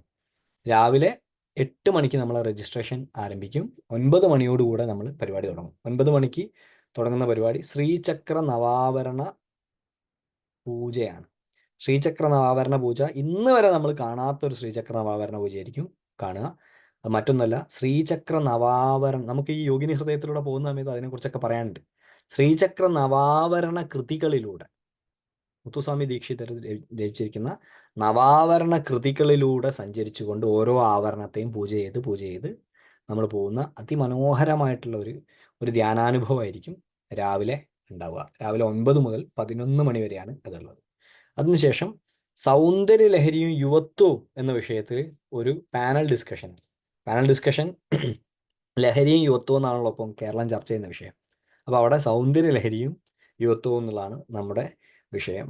ചർച്ചയിൽ പങ്കെടുക്കുന്നത് നിങ്ങൾക്കൊക്കെ പരിചയമായിട്ടുള്ള ശ്രീജിത്ത് പണിക്കർ, ശങ്കുട്ടി ദാസ്, ലക്ഷ്മി ശങ്കർ, നമ്മുടെ കാര്യസ്ഥൻ സിനിമയിലൊക്കെ അഭിനയിച്ച അഖില ശശിധരൻ, അറിയുന്നുണ്ടോ? അഖില ശശിധരൻ, സരിത അയ്യർ എന്നീ പറയുന്ന ആളുകളൊക്കെയാണ് ആ ചർച്ചയിൽ പങ്കെടുക്കുന്നത്. ഞാനാണ് ആ ചർച്ച മോഡറേറ്റ് ചെയ്യുന്നുണ്ടാവുക. അത് ഏതാണ്ട് 1 മണിക്കൂറോളം വരുന്ന, 1.5 മണിക്കൂറോളം വരുന്ന സൗന്ദര്യലഹരിയെ മാത്രം ആസ്പദമാക്കിയൊരു ചർച്ചയാണ്. സൗന്ദര്യലഹരി മാത്രമാണ് അതിൻ്റെ വിഷയം. അത് കഴിഞ്ഞ് ഉച്ചയ്ക്ക് ഭക്ഷണത്തിന് ശേഷം നമുക്ക് ചാക്യാർ കൂത്താണ്. അപ്പം ചിരിക്കാനും ചിന്തിക്കാനും ഒക്കെ ഉള്ള ഒരു അവസരമാണ് ചാക്യാർ കൂത്ത്. അത് സൗന്ദര്യലഹരി ആസ്പദമാക്കിയ ചാക്യാർ കൂത്ത്. ഒരു തവണയെങ്കിലും നിങ്ങൾ എടനാട് രാജൻ നമ്പ്യാരുടെ ചാക്യാർ കൂത്ത് കണ്ടിട്ടുണ്ടെങ്കിൽ നിങ്ങൾക്ക് മനസ്സിലാവും. അത് നമുക്ക് വയറ് പൊത്തിപ്പിടിക്കാതിരിക്കാൻ പറ്റില്ല, അത്രയും ചിരിക്കാൻ പറ്റുന്ന ഒരവസരമാണ് അദ്ദേഹത്തിൻ്റെ ചാക്യാർ കൂത്ത്. ഒരാളെ അദ്ദേഹം വെറുതെ വിടൂല അവിടെ വരുന്നത്. അങ്ങനെയുള്ള ഒരു മനോഹരമായ പരിപാടിയാണ് ചാക്യാർ കൂത്ത്. അതിനുശേഷം കേരളത്തിലെ മൂകാംബിക ക്ഷേത്രത്തിൻ്റെ, നമ്മുടെ ഏറ്റവും പ്രധാനപ്പെട്ട ക്ഷേത്രങ്ങളിലൊന്നായ മൂകാംബിക ക്ഷേത്രത്തിൻ്റെ ചുമരുകളെ ഒരു മ്യൂറൽ പെയിന്റിങ്ങിലൂടെ 2 ആളുകൾ അലങ്കരിക്കുന്നുണ്ട്. അതിൽ ഒരാൾ ഒരു അമേരിക്കക്കാരനാണ്. അയാളുടെ പേര് ഏകഭൂമി ചാൾസ് എല്ലിക്ക് എന്നാണ്. അയാൾ താന്ത്രികനാണ്, എൻ്റെ ഒരു സുഹൃത്താണ്, വളരെ പ്രസിദ്ധനായിട്ടുള്ള ഒരു ആർട്ടിസ്റ്റാണ്. അദ്ദേഹം മൂകാംബിക ക്ഷേത്രത്തിൻ്റെ ചുമരുകളിൽ ഭാരതീയ ചുമർ ചിത്രകല പഠിച്ച് ആ ചിത്രങ്ങൾ വരയ്ക്കാം. ദേവി മഹാത്മ്യത്തിൽ പറഞ്ഞിരിക്കുന്ന 11 ദേവതകളുടെ ചിത്രം വരയ്ക്കുകയാണ്. കൂടെ അദ്ദേഹത്തിൻ്റെ കൂടെ മിഥുൻ സലില എന്ന് പറയുന്ന ഒരു വളരെ പ്രസിദ്ധനായിട്ടുള്ള, അല്ലെങ്കിൽ വളരെ എന്താ പറയുക, കഴിവുള്ള ഒരു കലാകാരൻ കൂടെ ഉണ്ട്. അവർ രണ്ടുപേരും കൂടിയാണ് ചിത്രം വരയ്ക്കുന്നത്. കഴിഞ്ഞൊരു 3-4 മാസം മുമ്പ് അവർ മറ്റൊരു കാര്യത്തിന് എന്നെ സമീപിച്ച സമയത്ത് അവർക്ക് ഈ പദ്ധതിക്ക് ഒരു സ്പോൺസർ ഇല്ല എന്ന് പറയുന്ന ഒരു പ്രശ്നം ഉണ്ടായി. ആ സമയത്ത് ആകസ്മികമായിട്ട് ആ സമയത്ത് ഞങ്ങൾ മൂകാംബിക ക്ഷേത്രത്തിൽ ഒരു ദർശനം നടത്തുന്ന സമയത്താണ് ഈ കാര്യം പറഞ്ഞത്. അപ്പോൾ കൂടെ ഇദ്ദേഹം ഉണ്ടായിരുന്നു, മോഹൻലാൽ ഉണ്ടായിരുന്നു. അദ്ദേഹം ഞാൻ ചെയ്യാം അതെന്ന് പറഞ്ഞു. അപ്പോൾ അദ്ദേഹമാണ് ആ വലിയ പ്രൊജക്റ്റ് സ്പോൺസർ ചെയ്യുന്നത്. ആ പരിപാടിയുടെ നേത്രോന്മീലനം അവിടെ വെച്ച് നടക്കുന്നുണ്ട്. അപ്പോൾ പരിപാടിയിൽ ഏകഭൂമി ചാൾസ് എല്ലിക്ക്, ഈ പറയുന്ന മിഥുൻ സലില, മൂകാംബിക ക്ഷേത്രത്തിൻ്റെ നരസിംഹാടിക, പിന്നെ മോഹൻലാൽ, ഇവരൊക്കെ പങ്കെടുക്കുന്ന പരിപാടിയാണ് ആ 4 മണി മുതൽ നടക്കുന്നത്. അതിനുശേഷം സൗന്ദര്യലഹരി നവഭാരത സൃഷ്ടിക്ക് എന്ന വിഷയത്തിൽ ഒരു സെമിനാർ, ഒരു മണിക്കൂറോളം വരുന്ന ഒരു സെമിനാർ, നവഭാരത സൃഷ്ടിക്ക് എങ്ങനെയാണ് സൗന്ദര്യലഹരി ഉപയോഗപ്പെടുന്നത് എന്ന് പറഞ്ഞാൽ വളരെ പ്രഗത്ഭരായിട്ടുള്ള ആളുകൾ പങ്കെടുക്കുന്ന ഒരു സെമിനാറാണ്. അതിനുശേഷം സൗന്ദര്യലഹരി ആസ്പദമാക്കി മേതിൽ ദേവികയുടെ ഒരു മോഹിനിയാട്ടം പെർഫോമൻസ് ആണ്. അവരാദ്യമായിട്ടാണ് ഇങ്ങനൊരു പരിപാടിയിൽ സൗന്ദര്യലഹരി മാത്രം ആസ്പദമാക്കിയിട്ടൊരു വലിയ പരിപാടി ചെയ്യുന്നത്. മേതിൽ ദേവികയുടെ പെർഫോമൻസ് ആണ്. അതിനുശേഷം നിങ്ങൾക്കൊക്കെ പരിചയം ഉണ്ടാവും, മ്യൂസിക് മോജോ എന്ന പേരിൽ പരിചയമുള്ള സുദീപ് പാലനാട്, ദീപ പാലനാട്, വളരെ പ്രസിദ്ധരായിട്ടുള്ള ഗായകരാണ്. അവർ സൗന്ദര്യലഹരി മാത്രം ആസ്പദമാക്കി ചെയ്യുന്ന ഒരു സംഗീത വിരുന്ന്. ഇത്രയും പരിപാടികളാണ് ഈ 26 ശിവരാത്രിക്ക് നടക്കുന്നത്. വേവ്സ് ഓഫ് ബ്ലിസ് എന്നാണ് പരിപാടിയുടെ പേര്. നിങ്ങളെ ഗ്രൂപ്പിൽ ചിലപ്പോൾ അതിൻ്റെ മെസ്സേജ് വന്നിട്ടുണ്ടാവും, ഇല്ലെങ്കിൽ ഇടാൻ പറയാം. ഞാൻ ഈ മെസ്സേജ് ചാറ്റ് ബോക്സിൽ അത് ഇടുന്നുണ്ട്. ഇപ്പോൾ പങ്കെടുക്കുന്ന എല്ലാവരും, വരണമെന്ന് ആഗ്രഹിക്കുന്ന എല്ലാവരും നേരത്തെ തന്നെ അതിലെടുത്ത് പങ്കെടുക്കണം. എല്ലാ പരിപാടിയും നമ്മൾ ഇതുപോലെ ക്ലാസ്സുകൾ നടത്തിയിട്ടാണ് അതിൻ്റെ ഫണ്ട് സമാഹരിക്കാറുള്ളത്. ഇത്തവണ ഇത് വലിയൊരു പരിപാടി ആയതുകൊണ്ട് അത്രയും ഫണ്ട് ക്ലാസ്സുകൾ നടത്തി സമാഹരിക്കാൻ പറ്റില്ല എന്നുള്ളത് ഒരു ടിക്കറ്റഡ് പ്രോഗ്രാമാണ്. അതുകൊണ്ട് ഇപ്പോൾ ഒരു ഏർലി ബേർഡ് ഓഫർ പോലെ ഒരു കുറച്ച് ടിക്കറ്റിന് ഒരു ഓഫർ വെച്ചിട്ടുണ്ട്. കുറച്ച് കഴിഞ്ഞാൽ അത് മാറും. അതിന് മുമ്പ് നിങ്ങളെല്ലാവരും, ഈ വിഷയത്തിൽ താല്പര്യമുള്ള നിങ്ങളെല്ലാവരും, കൊച്ചിയിലുള്ള എല്ലാവരും അല്ലെങ്കിൽ കേരളത്തിലുള്ള എല്ലാവരും ആ ദിവസം ഒഴിവാക്കി രാവിലെ തൊട്ട് രാത്രി വരെ ഇമേഴ്സ് ഇൻ ദ, എന്താ പറയുക, ആ സൗന്ദര്യലഹരി എക്സ്പീരിയൻസിൽ മുങ്ങി ഈ ശിവരാത്രി സാർത്ഥകമാക്കാൻ വേണ്ടി പ്രാർത്ഥിക്കുന്നു. ദീപചേച്ചിക്ക് കൈ കൂട്ടിട്ടുണ്ട്. ദീപചേച്ചിക്ക് 4 ടിക്കറ്റ് എന്തോ എടുത്തിട്ടുണ്ട്. ആർക്കൊക്കെയാണാവോ, ഞാൻ കണ്ടു ഇന്നലെ നിങ്ങൾ ടിക്കറ്റ് എടുത്ത്. അപ്പം എന്തായാലും എല്ലാവരെയും ക്ഷണിക്കുകയാണ്. ഇതൊരു അവസരമായിട്ട് എത്ര പേര് യോഗിനി ഹൃദയം ക്ലാസ്സിലുണ്ടാവും അറിയില്ല, അവർക്ക് ഞാൻ ഔദ്യോഗികമായിട്ട് പിന്നെ ക്ഷണിക്കാം. ഇന്ന് ഇവിടെ കൂടിച്ചേർന്ന എല്ലാവരെയും ഈ പരിപാടിക്ക് ക്ഷണിക്കാം. എല്ലാവരും വേവ്സ് ഓഫ് ബ്ലിസ് ഇന്നിൽ പോയിട്ട് ടിക്കറ്റ് എടുത്ത് പരിപാടിക്ക് വരണം എന്ന് പറയാണ്, നമ്മളെ കൂടെ ഉണ്ടാവണം എന്ന് പറയാണ്. ജീവിതത്തിൽ മറക്കാനാവാത്തൊരു അനുഭവമായിരിക്കും എന്നുള്ള കാര്യത്തിൽ ഒരു തരത്തിലും സംശയമില്ല. ശരി, നമുക്ക് ക്ലാസ്സിൽ കാണാം. നമഃശിവായ.